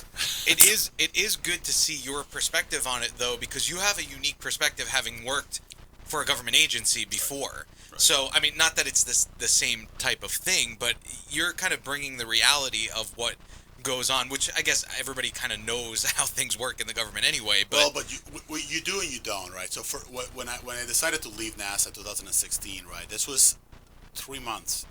3 months after the whole regulation had decided to come in. This was August 6th. I left NASA end of September. People were calling me crazy. I would go to a meeting and say, what the hell are you doing? Why would you leave when this industry is under attack? And the answer that I gave everyone else is, it's the government and it moves slow. So I called it and I said, delay. And true enough, I was right about that. Now, obviously, different story right now as we're approaching different deadlines and substantial equivalence of the situation with the judge, of what's going to happen in May of next year. So those are things that obviously we're going to have to start dealing with. But so far, back when I made the decision, I still stand by it. So how long ago was that? It's 2016. Yeah, I mean... Delay. Yep. Welcome to the U.S. government. Rather than make a decision that's final, it's too permanent. For them, right? They don't want. Here's the problem. They attack this with one aspect of something in mind, never realizing the ramifications of how it would work in premium cigars. And I think at some point they realize no matter what they say, they got no way to really figure out how to enforce it, regulate it, or I mean, just writing something down on a piece of paper doesn't make it work or viable or feasible. And that's what they do. They're very good at writing stuff down, but not in the practical application. Not thinking things through, And look. I mean, look, Facebook is all left right now, and everybody's arguing, but they both suck. I mean, just government in general is just... I'm never impressed with, wow, that super smart move there. ultra intelligent concept or program there. I mean, it's all about waste, overage, least practical way to do something, and has very little to do with any common sense at the end of the day. And that's I think... I think that's how a guy like Donald Trump won the election. Absolutely. Right? The other thing about that, though, when they were asking me, it's like, I have a lot of really good friends on, in general counsel at NASA. The name of the game is settle, deal, because the only way to fight, litigation is with people. And it's not like you have hundreds and hundreds of thousands of people and contracts that you can just put out with the amount of litigation that you're getting. So with the amount of litigation that something like the FDA was receiving, that was another little sort of point for me or for the reference that said, how the hell are they going to deal with the amount of problems that they have? And so obviously then in turn starts delay.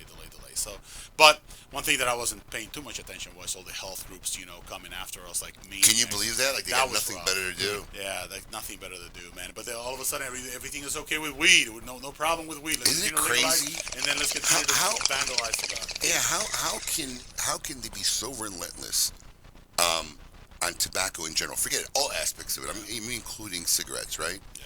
But nobody cares about what's going on with weed. Do they believe there's no harmful side effects of inhaling weed? Of course there has to be. I mean, it's silly. You're burning something and inhaling it in your lungs. It's combustion. Yeah, I don't care what combust something and put it in your lungs. Something's gonna happen. But tobacco has gotten this bad rap, obviously, over the last however many years, and it's generally the consensus in the general public is that tobacco is bad and evil. So it's easy for them to fight against tobacco. Marijuana is kind of like Hey, man, it's Once all again, chill. once again, our government. Yeah, I get what you're saying, but how does that make any sense? Oh, it doesn't make any sense Okay. at all. It's just what's the easiest thing to fight against? Tobacco's very easy to fight against because everybody knows that cigarettes are bad. Why are we fighting it? Why are we, or why Yeah, aren't we? What are we fighting? Wow, that's a great question. You know, you act like this is some kind of illegal product. They've deterred drug trafficking across borders with less effort they put in against tobacco. Yeah. I mean, it's ridiculous. It's just utterly ridiculous. This is nothing but politics and games, and it's people who are creating jobs and marketplace with all these smoke-free Florida that gets our tax-paying money, government money, so they can go out and pay themselves money. This is what it's about. What breaks my It's all heart- about money. If anybody doesn't believe it's about really money is. at the end of the day, you don't get what's going on in this country. It's about the money. These people aren't fighting tobacco because they get. They're fighting tobacco because they're getting money. R.J. Reynolds and Philip Morris all providing millions and millions and millions and millions and millions of dollars to keep all these people employed all year long. Breaks my heart, man, is the fact that right now I should be looking at and the next person is going to be handling Fratello in the Midwest. I can't do that right now. I got to focus on diverting that dollars and those dollars amounts into potential legal fees and whatnot. And so instead of me being able to focus on growing my business, I got to focus on potentially seeing the effects of what this is going to do. That's the downside, absolutely. Very sad, Very negative effects all the way around. All the way around. Complete and Absolutely. utterly ridiculous. Absolutely. Omar, thank you for being here today. It's been an absolute pleasure. Dude, awesome. Yes. Very Awesome. Thank you. Great to meet you. Thank you so much for all of your. I want another invite. You got it, man. Listen to me. Anytime you're coming down this area, please let us know, man. Thank you. Seriously, we'd love to have you on. I mean, we could easily talk another Adam hour. has so many more space questions for the next time. Keep Yes. some of those for you. We'll see how it goes from there. All right, take a short break. When we come back, we will have Tobacco Kennedy to talk about Black Smoke Miami. Keep it lit. You're listening to KMA Talk Radio. Follow us on Facebook and Twitter. We're on Instagram too. Yes, it's mandatory. Hi, this is Nish Patel from Rocky Patel Premium Cigars. I want to introduce you guys out to our Old World Reserve Corojo made in a Honduran facility. What a beautiful medium-bodied cigar. When you light it up, it's got a gorgeous white ash, and you get that sweetness from that delicious Corojo wrapper, a little bit of spice, and a lot of nuttiness. Go to your local brick and mortar, check out the Old World Reserve Corojo. You will not be disappointed.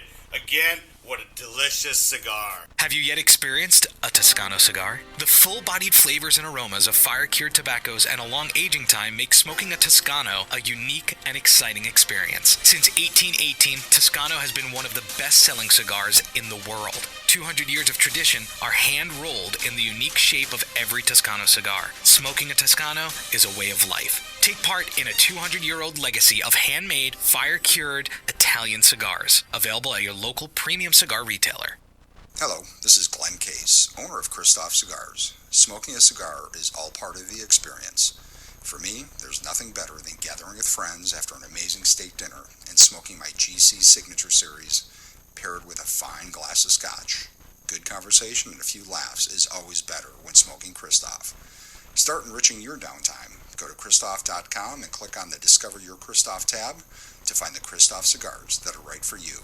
Upgrade your downtime with Christoph. Dunbarton Tobacco and Trust and its master ligador, Steve Saka, is crafting the very finest cigars available today. One such brand is his Todos los Dias. This liga is very smooth with tastes of dark chocolate and figs, with a nice sweet chili pepper that escalates in warmth as you smoke it. On the palate, it feels like a medium-bodied smoke, but it's lying to you, as the cigar is quite strong. From the first puff, there's no doubt of the origin of Todos los Dias, or that it's intended solely for the seasoned cigar smoker. Viva Nicaragua. With over 20 years in the cigar industry, Eric Espinoza has done it all. He began in retail, became a sales manager, developed and owns his own brands, and today is internationally known as a manufacturer of top-quality premium cigars. Nothing gives Eric more pleasure than to be able to make his own cigars for consumers worldwide to enjoy.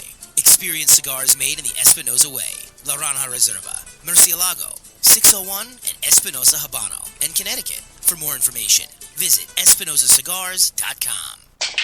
Hey, fools, how about a game of cutthroat? Your funeral. That's my kind of game. Arnold, I hope your pool playing is better than your choice of cigars. Here, try this Rick Loose cigar. You're gonna need all the help you could get. Hey, don't be stingy. Let me get one of those. Recluse. Wow, that's a good smoke. Now I can bring my A game. Hey, I think you should stick with that Recluse cigar and work on your B game because you don't have an A game, and I know a little something about games. Boom. Hey, sucker, go buy yourself a Recluse cigar and do it today. Awarded the 2014 Nicaraguan Cigar of the Year with numerous 90-plus ratings, the Perdomo 20th Anniversary Cigar celebrates Tabacalera Perdomo's 20 years as one of Nicaragua's largest premium cigar manufacturers. Using only the highest priming tobaccos grown exclusively by the Perdomo family, the 20th Anniversary Cigar has a tremendous profile with layer upon layer of rich, elegant, complex flavors. Visit your nearest authorized tobacconist today and experience the masterful blend of these Nicaraguan puros. Now available in extremely limited edition pyramid size in sun-grown or Maduro.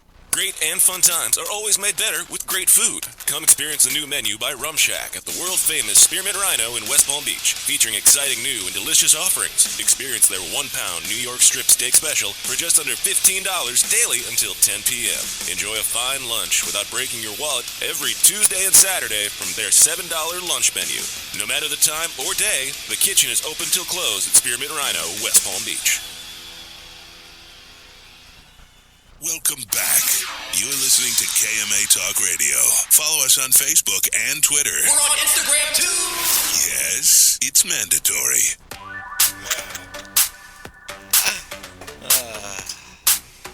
Welcome back to KMA Talk Radio, broadcasting live here in lovely West Palm Beach, Florida. I'm Adam K., the Brewmeister.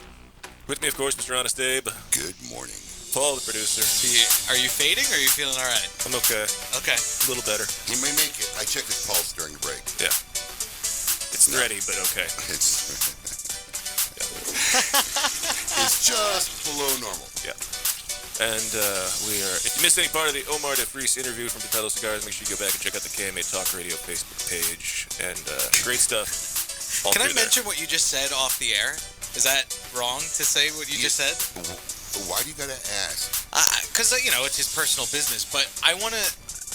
Adam has not been to a doctor, you said, since 2005. Literally yesterday I said to him, when's the last time you had a physical? And he's like, I said, you go to physical every year? He goes, 2000. I was, dude, why? You have medical insurance. Well, what's your problem? And he has good medical insurance. He works at where he works with you. He just doesn't care to go. What, do you not believe in like prevention care? There's nothing wrong, so why? Well, you're not feeling good now. Maybe that's a conglomeration of the past, 15 years of not going to the doctor. The point is that a lot of illnesses, by the time you feel something is wrong, it's too late to do anything. Exactly. The point of going every year is to catch something early enough that may be easily treated so that it doesn't become a terminal problem. I love watching him listen to you. So then my next question was, well, if you had a terminal illness, would you be upset? And he went like this. Yeah. That's literally what he said. You wouldn't know. He's like, Do you go to the doctor when you're sick? Not really. No. Why? He just drinks more bourbon. Now that calls for a beer. And you tell me that this guy's not fascinating. Bourbon is Adam is like Windex for the Greeks. Yeah, it just cures everything. Cures everything? Yes. That and gin cures all. There you go. Always remember that. All right. Yes. Wow, man. And we are now joined by Tobacco Kennedy from Black Smoke Miami. Kennedy, thank you for being here, sir. Oh, thank you for having us this morning. Appreciate it. Well, before Black Smoke Miami, it's the first time I actually met TK. Yes. Was do you prefer TK or do you want the full Tobacco Kennedy? Either one is fine. Well, less syllables for me. I'm a little tired. TK's easier. TK works. We have Tobacco Kennedy on the screen. So. Oh, good. Okay, There you go. So the first time we met is you were doing a show called Stogie TV. Correct. Which was like a vodcast, like I said, which would you call it? It was actually airing on some... YouTube. YouTube channel. It was a YouTube channel. Now, is that still around? Still around. Okay. On season 6. Are you really? Yes. Oh, wow. I didn't even know it was still going on. I thought you moved on to others. I thought Black Smoke Miami was taking over from. So you still do Stogie TV, which is a YouTube channel. And when do you do you have a regular schedule when you air episodes, or? It depends on, after every season, we just go and film another season. It's 8 to 10 episodes, which are featuring different cigar shops from the United States. And Black Smoke does take up a lot of time. I know. So I can imagine. I paused Stogie TV to focus on Black Smoke. Then after Black Smoke, we start filming the next season. So that's like off season for Stogie TV is Black Smoke Miami. Correct. That works. So are your episodes basically cigar retail centric? Is that what it is? You're featuring cigar stores around the country? Yes, and the lifestyle. And the lifestyle. Yes. And how long are your episodes? Any shop, I mean, we did your shop, that was like 30 minutes. Okay. That's a long episode. That's a long one. Yeah, so anywhere from 15 to 30 minutes per episode. Yeah. So how did you go from doing Stogie TV to saying I want to throw a mega event in Miami of all places? Well, because you got logistical issues when you start dealing in a big city like Miami. You know, I mean, it's just, I can imagine. It's not all like Will Smith singing and driving down the street. No, it's not. Oh, look, he can still be funny even when that he's was very sick. funny. So how did that evolve? And tell us exactly what it is, because I was telling you before you came on the show, we have meetings usually on a Thursday or Friday where we try to, kind of just direct what we want to talk about in the show and whatever. And one of the things Paul said, I went on the website and I really don't know what's going on. You got a lot of dates and a lot of things, but he didn't get. So tell us what exactly it is and how you came up with the Black Smoke Miami. All right, Black Smoke Miami is a 5-day cigar festival held in Miami, Florida. We have a series of events over a 5-day period, from Wednesday to that Sunday, which is Labor Day weekend. And Is there a main event? The main event, yes, is called the Backyard Boogie, founded by Jason over here, my partner. It's a Saturday all blowout, all white party. So it's a party. It's a big party. Okay, because Colin's on point. I love it. Because even when I was reading the website, and I unfortunately haven't really been down to the event yet. I really try not to go to Miami. I kind of feel like I need a visa to go down to Miami. I got to go. I make sure I get my passport stamped every I time I'm there. Apply for a visa. It's funny because when I first moved here, man, and when I was 26 years old, I was in Miami every weekend, right? Live in Miami, but that wore out fast, and I really try to avoid Miami. But I imagine this was similar to like the Great Smoke and other styles of events, but it's kind of not. You don't have a one day of all the manufacturers. Right. There's not, from what I saw, there's not like a meet and greet with. Is manufacturers are involved or they're not involved? This is more a cigar retailer centric event, right? Your right. events at different retail shops. We do have the different events at different retail shops and different venues to showcase Miami. Okay. My partner Jason wants to say something. Yes, Jason. Move that mic over. You're right. So basically, sorry, my man. I'm sorry. There we go. You can hold it. Yeah. No, that feels weird. I'm not gonna hold it. They're helping. There you go. There you go. All right. So basically, with this event, like after looking at all the different cigar festivals and events around the country, it's not the same. It's not the same. Yeah, it's definitely not the same. It's pretty much all the same. It's more of a come out, meet the manufacturers, and all of that. And I said, wow, there's no real cigar entertainment type festival being done in the industry. Okay. So we were like, why don't we approach it from a different perspective so we cover both bases? We do have quite a few manufacturers that are involved in the event this year. Caldwell's Cigars, our title sponsor this year. We got Alec Bradley involved this year. We have Cabana Khan. We got AJ. We got Gohiba. We're working on something really big with a brand that I don't want to mention right now because we're still negotiating. So from that perspective, yeah, they will get the interaction with the brands on those the big festival, which is on Saturday, the Backyard Boogie. So from that perspective, we will add that component to it, but we also want to turn it into one big cigar party. Okay, so the Backyard Boogie, what do I expect when I go there? When you get to the backyard, I seen the picture, so I got to dress in white. Right, you got to come in white. I got to come dressed in white. Yeah, because we're stopping you at the door. No white, you can't come in. I don't own one white piece of clothing. You live in South Florida. You don't own white clothing? I'm a Johnny Cash man. I don't think I own one white. Not even any pieces of my underwear. Listen, man, you left Chicago a long time ago. You don't wear black in South Florida. What am I wearing right now? Yeah, that's black. true. Yes, you are. Black on black. Even my sandals are black. It's slimming. Yeah, but what you get to expect at this event, you have a huge stage with live entertainment. We have food trucks. We have a cigar lounge that's going to be built out. We're going to have a private VIP area for our VIP people that's coming in for the weekend. So pretty much, it's you get, like I said, you get everything that you would normally get at a cigar festival, but you add a little music, a little fun, a little entertainment. It's like a big party. It's like a big party. Right. Okay, that's what I was They're asking. eating, they're drinking, they're listening to live music. There's some manufacturers there. Exactly. They want to interact with them. Yeah. So we kind of took the best of both worlds, because I come from the event background. My background is I do events for a living, and I'm like, yo, why don't we do something a little different? Because everyone's like, we don't need another cigar event Of the same type of cigar event. No one told the PCA this, but you're absolutely right. But go ahead. Yeah, but so it's kind of like we don't need another one. It's like, and I'm not knocking anybody. They're great events, but if we continue to all do the exact same thing, it's like, okay, after a while, people are going to be like, okay, another event, I get to go meet this person and pick up my cigars, and I go home, and you know, it's like, it's Miami, it's Labor Day weekend, come to Miami, let's have a good time. I find I find it very challenging just in our own event to try to change it up every year so I don't get stale with my own event compared to all the other ones that are out there. So now the other events prior, are they just like cigar shop gathering events? Because I know you have a couple events at retail stores. Right, so we do our meet and greet at a cigar shop, which we're going to be at Smoke on the Water this year. And there's a manufacturer there. Right. So our title sponsor, which is Caldwell Cigars, they're going to be there with us that night. So and how many people will you expect that night to be in the retail store? Here's a funny story. Year one, we were planning for 12, I said maybe 50 people to show up on a Wednesday night. Yeah. It was more like 100, 200, and it's like, wait, where are these people coming from on a Wednesday night? Yeah. And then last year... Don't they have something to do on Wednesday night? Where are you putting them? Because if it gets much bigger, I mean, it's a retail store. Let me tell you something. It was funny story. Your lady get a ranch. Yeah. I'm telling you, man, that's the problems I had, you know. And that's the thing, because the first year we were at Quenkus in Hollywood, in downtown Hollywood, we figured, you know, a couple of people show up, we have a couple of drinks, we smoke a couple of sticks, and we get ready for the weekend. Yeah, the entire freaking sidewalk was filled with people. It was a beautiful. It was. And then so last year we did the meet and greet at Prime on Brickell.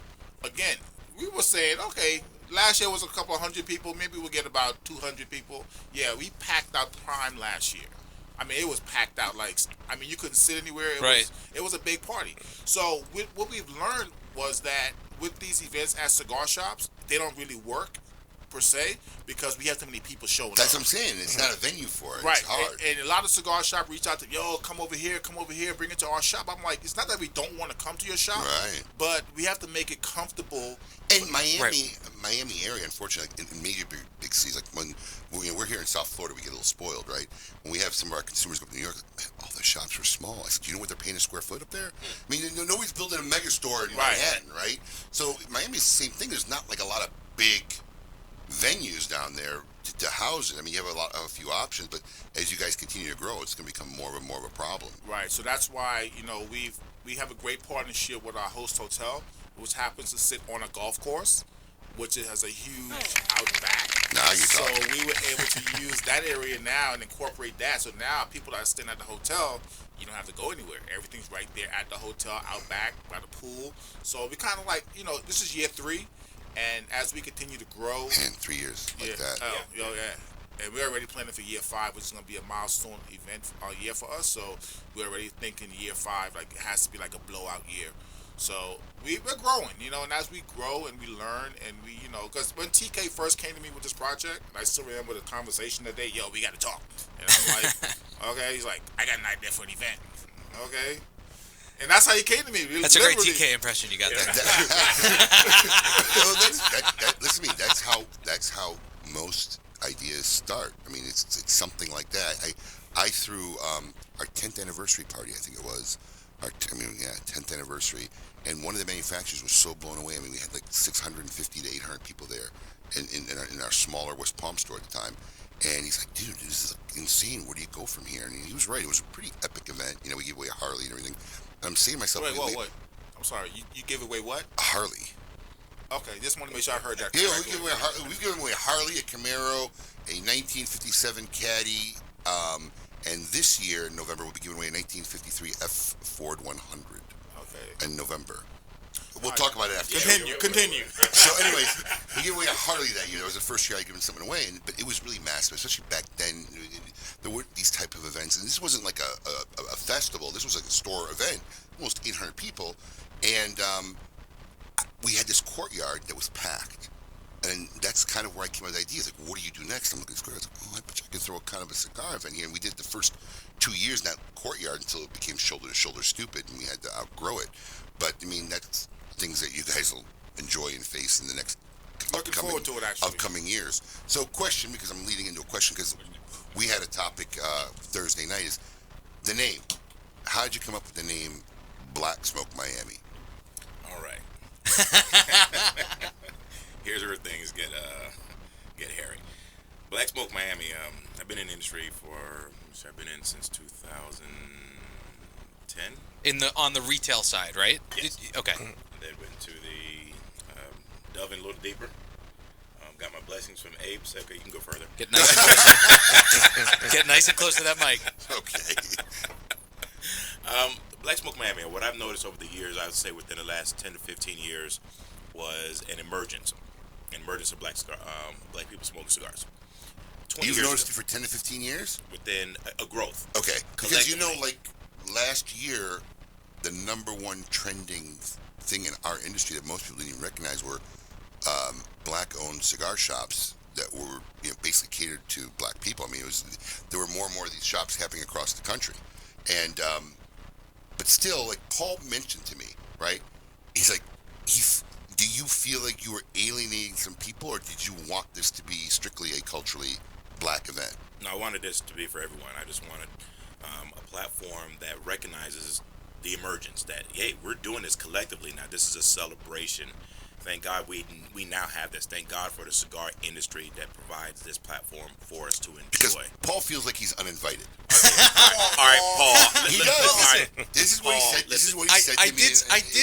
It was a question. I was like, well, I didn't know that that's why it was called Black Smoke Miami, by the way. So when Abe explained it to me, I was like, so can I go? And I'm like, why not? Yeah. But I get that a lot. And I actually noticed that more so in the young black community, young guys, especially like 18 to 25, I've noticed that there's a huge emergence in cigar smokers in my friends.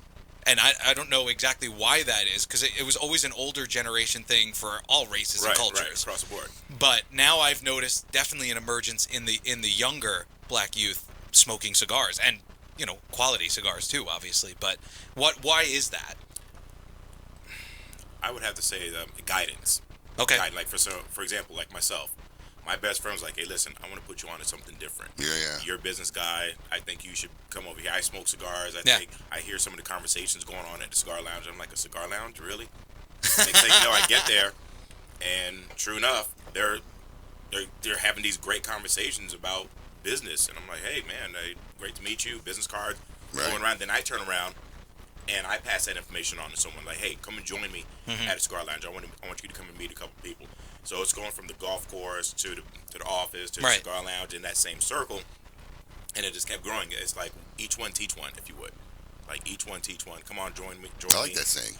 I might borrow that. Hey, it's yours. I'll give you credit. It's going to be on the front of all of his stores. Right. Smoke in. Because each one teach one. Because when he brought that up to me, because I was, I have, biracial children. I was talking to my daughter last night, and it's like, you'd go to Oktoberfest. I guess I would, yeah. Yeah, you don't feel... Yeah. You're not invited there. Yeah. I've been to Chinese New Year's and whatever. So, I mean, I could see, because I don't think that way. Everybody's wired differently. I've never actually even thought that as a thought. I figured it was a culturally thing, just like there's Oktoberfest or, Chinese New Year or whatever other, ethnic or, events there happen all the time. And we go and, we're all of us are Irish on St. Paddy's Day. Yep. So, it's just one of those things. But I had to believe that that's probably a more common feeling than I would anticipate it. Has anybody ever approached you on that? Oh my God! Did they ask you permission? Hey, can I come? Hey, TK, is it okay if I show up? I really want to come. Man, let me tell you, I've caught it unfortunately from both sides actually. Really? Our first year, we were called racist, on social media platforms. I mean, this dude, whoever he was, he had it out for me. Like, he just kept gunning for me. And I'm like, dude, you're doing this the wrong way. One, this shouldn't be on social media like this. And here I am defending the situation. And then on the other end, I'm getting from the other side. Listen, are you segregating this industry? What are you trying to do? I'm like, whoa, hold on here. If anyone knows who I am, this is all love. This is all growth. What I've noticed in my community is a different route of daily activities. Instead of going to the traditional, we're just going to go to the club and turn up. That's it. Now it's like, hey, meet me at Smoke Inn. Right. Let's go hang out at Smoke Inn. I've experienced this evolution in one of my retail outlets. I mean, you were hanging out in one of our shops last night, and it's evolved into the place to be on a Friday night. Oh, yeah. You know what I mean? I just don't. Hands down. And I don't know how it happened. I mean, just literally just happened. Organic. Yeah, it was organic love. Organic. I mean, literally, it was just organic, right? And we love it. I mean, my wife and I try to make it most Friday nights. But I you don't. did look like you were having a good time. We had a great time. You did look like I wasn't feeling well. I was supposed to meet him last night, and I ended up like passing out, and then woke up like, I don't know, it was 11:40 or something, and I just literally caught him making a live video. He was having a good time. But here's the thing: I don't feel uncomfortable at that store. Because it's a family atmosphere in that place because too. It's the name of the event that makes you wonder. That's what it is. I mean, I didn't. And we get it a lot. I mean, I got something for Jewish smoke. You know, I'm like, really? But listen, it's for everyone. It's across the board. I just noticed a change in our daily activities in our community, and I truly believe that the cigar industry in the black community is going to transform us to a higher platform. It's going to enhance us. We're now doing more business deals. We're now doing more networking. We're now meeting. That's the lifestyle. I mean, right? Listen to me. The cigar lifestyle, and one of the things that I've always, like myself, was drawn to the industry was it brings everybody together. That's what I'm saying. I mean, literally, it brings everybody together. How the hell else would Abe and I have met? Never. Let's be honest. Never. There's no other way. If I saw him at the beach, I would have kicked sand at him. I mean, you wouldn't have been at the beach. No, definitely. You don't like sand. I don't do beach. But no, I mean, and it does. There's an automatic brotherhood. When I'm on vacation, right, and like on a cruise, right, it's the guy I meet in the cigar room. I become best. That's my buddy for the trip. The psychology is crazy, right? That's like my buddy for the trip. Oh, dude, what do you got? What do you got? Right. And then we've known each other for 30 minutes, not even 10 minutes, and we're gifting each other cigars. Hey, try this. Oh, get this. So it does, and because of the lifestyle. Look, I mean, it's not a inexpensive habit. No. You know, it's you kind of need some discretionary income. So there is a more professional and business-minded, typically, of the consumer base, male or female. So yeah, I totally see what he's saying. Is it's better for his community. It's better for, I mean, not just his people, but anybody. Really, it's a good environment to be in. It's definitely not a negative environment, right? So I get it. It's 100% fact. And one of the things, like I said, that I was drawn to the industry about being involved. So how do people, you got a website, if they want to find more information, where it's at, what's going on? Absolutely. Across all platforms, all spectrums, Black Smoke Miami. Feel free to go to our website, blacksmokemiami.com. Are tickets available at on the events? website? So I saw you have an a la carte package, and you have like one guy can get a pass for everything, the whole weekend. Don't talk about that. Sorry. All right, so technically we have two packages. You have a all access VIP pass, which are very limited. It may snap. Get careful. Right, it might go pop. Don't break the a lot of old equipment in here. Yes. Yeah, so we have an all access VIP pass. Very limited.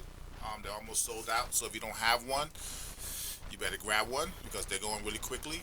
And then you can buy a la carte. And the reason why we did the a la carte because last year, because it's 5 days. That is a lot of people said, "Oh, I can only come in on Friday. I can only get there on Saturday." So I said, "Well, I don't want to make them buy a VIP package if they're not going to really experience the entire weekend." So I said, to make it fair, I said, you know what? If you're only going to be here for Friday and Saturday, you can buy a ticket for Friday and Saturday. And I'm still going to throw in 2 free drinks for you. So I still make it worth their while.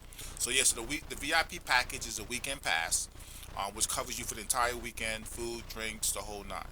You get the amazing swag bag. We're known for our swag bags. Ooh. I think people just come because of our swag I didn't bags. see that on the website. I love a swag bag. Yeah, swag bags are pretty. They're pretty like special. I put a lot of work into the swag bags. Nice. The problem with that is I keep outdoing myself, so every year it becomes more pressure to do a better swag bag. Welcome to the club. Yeah, That's the problem. Last year everybody was like, "Oh, I heard more talk last year about these swag bags than I heard about the actual event." So I knew at that point, oh boy. So I don't know what's gonna happen. I mean, I have a pretty dope swag bag this year. Make sure I get you guys one. So Oh, thank you. So we'll make sure you take care of you guys. So how many people do you guys expect at the event this year? I stopped the main event. I stopped expecting because literally like year one, we had probably about 800 people or so. And then last year, if you look at the pictures on our social media and website, I remember looking at TK like, where did all these people come from and how did they know about this event? So the white party itself, from the pictures from last year, it looked packed. And that's what I'm saying. Like the year before, it was nothing like that. Huh. So we went in there with the anticipation of, oh, okay, cool. And then I kind of looked from the stage. I'm like, okay, where did this crowd come from? Right. So I just said, you know what? Hey, 4,000, 5,000, who knows? I mean, at this point right now, they're just going to show up in droves, and we're looking forward to having everybody at Black Smoke Miami 2019, powered by Caldwell Cigars. Tickets on sale, blacksmokemiami.com. You can follow us on social media. Nice. Black Smoke Miami on Instagram, Twitter, and Facebook. Now, before we head out, TK's been in the industry for a while with his show and whatnot. I just like hearing people's opinions. What's your take on what's going on with this PCA and the Cigar Con and everything? Well, because you're always talking. I do life-inspiring videos. Oh, thank you. Better yourself. You taught me well. It wasn't me. It wasn't me. But I've seen you do, better yourself. I every now and then, if I see you up, I will pop out and hear listen to what you got to say. You've always been there with great support. I will tell you my feedback on what's going on in the industry from the PCA, the industry, IPCPR, and so forth. There's a change. There's a paradigm shift, and it's being addressed. And it's not. What's happening is it's happening so fast. It's like, whoa, wait, what do we do here? It's almost like the tech boom. It just came out of nowhere, and it's now crunch time. Like, we need to come up with a solution. So our idea is being thrown out there to see if they're testing and running. That's what's happening. It's in beta form right now. It's like nothing is solidified, etched in stone. Just seeing what sticks. Yeah, it's like, you know what? Which is fine, but it's not a beta, man. They're running it next year. Oh, yeah. And that's my fear. Like, are you sure you took care of the kinks and this, that, and the other? Nah, at this magnitude, this deep in, you don't want to be this just in test form. Now, do you go to the trade show every year? Every year. I missed it this year. I had an event. Do you go in as Dallas. a media guy, or how do you enter the trade show? Media. You go. Normally, I go as Stoker TV. As media guy. Good. So I was a little surprised they didn't have the media people more involved in this process. You know, I mean, they banked on the retailers, which I thought. Don't get Coop started. All right. Listen, I mean, much love, Coop. Yeah, he's our man, and he was 100% right. I don't know why they could have went to the top real media guys and done way better than they think they're going to get a bunch of retailers who are running their businesses, doing their shop every day. And the media guys, like, I mean, look, here's the bottom line. It's like, I'm there to do business. I'm not sure I really want to be having to worry about walking, 50, consumers through a floor. The media guys would have loved it.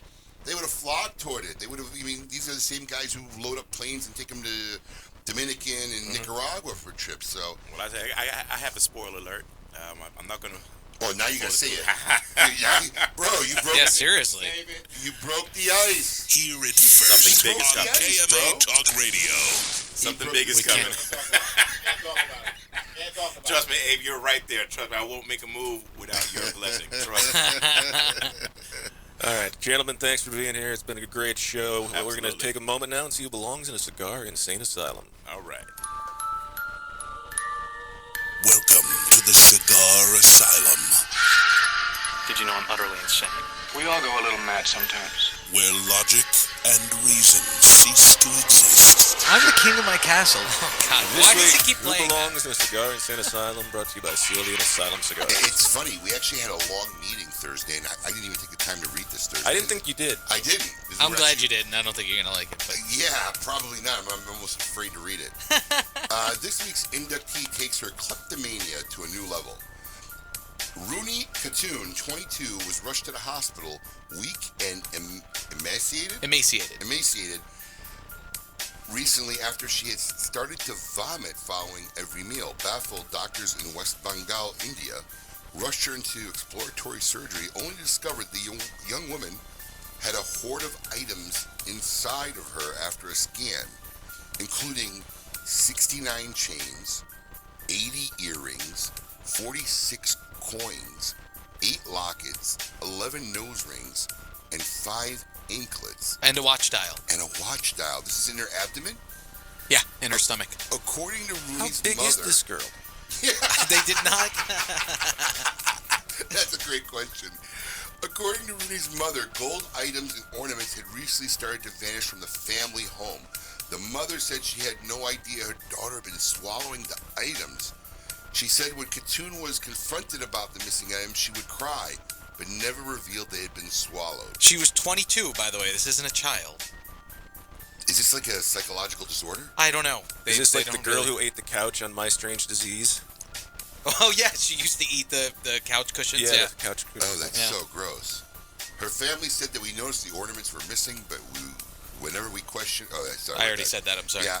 The woman's mother added, despite keeping an eye on her, she somehow managed to swallow all these objects. She was not well for the past 2 months. No reason has been given for the awkward behavior. Oh, but congratulations, Miss Human Garbage Compactor. You are this week's inductee in the Cigar Insane Asylum, brought to you by CLE and Asylum Cigars. What a weird asylum. I know. But for all intents and purposes, from what I've found on all the stories written about this, she's like a normal. She's not like a mentally unstable person. Well, I mean, I guess she is, but she doesn't have like any specific mental illness to describe why this was going on. And they also said that the uncle owns a store, like a shop, a retail shop, and he noticed that a lot of money was missing. Most of the coins that were in her stomach were from his store. She was stealing them and eating them. So weird. Yeah. Did she thought she was going to pass them? I don't know. No idea. I don't know. Really? Yeah. Holy cow. Well, then you got a gold chain hanging out of there. What do you do? Well, you just can't trust the bank anymore. A lot of stuff going on in India, Holy She's just, cow. All right, next week, best of show. We'll be back on the 17th. Who do we got on the 17th? We're not 100% sure yet. We're confirming it. Yeah. We're confirming it. Okay. Still working on that one. But we said we weren't going to talk about it, then of course he brings it up. I thought we had somebody lined up for this. We do, but I don't have a final confirmation, so I can't. So I don't want to say You're it. just being paranoid. I don't like to say it until we have a confirmation. What you call, how you say you're paranoid. What movie? How you say paranoid? He doesn't feel good. He doesn't Scarface. Oh, it's been for a while since I've seen Scarface. Yeah. He's talking Michelle Pfeiffer. Huh? How you say you're paranoid? All right, it's been a great show. If you missed any part of it, check out the KMA Talk Radio Facebook page. Till then, and as always, keep it lit. You're listening to KMA Talk Radio. Follow us on Facebook and Twitter. We're on Instagram too. Yes, it's mandatory. Cigar Fairy's making rounds. Yeah, that's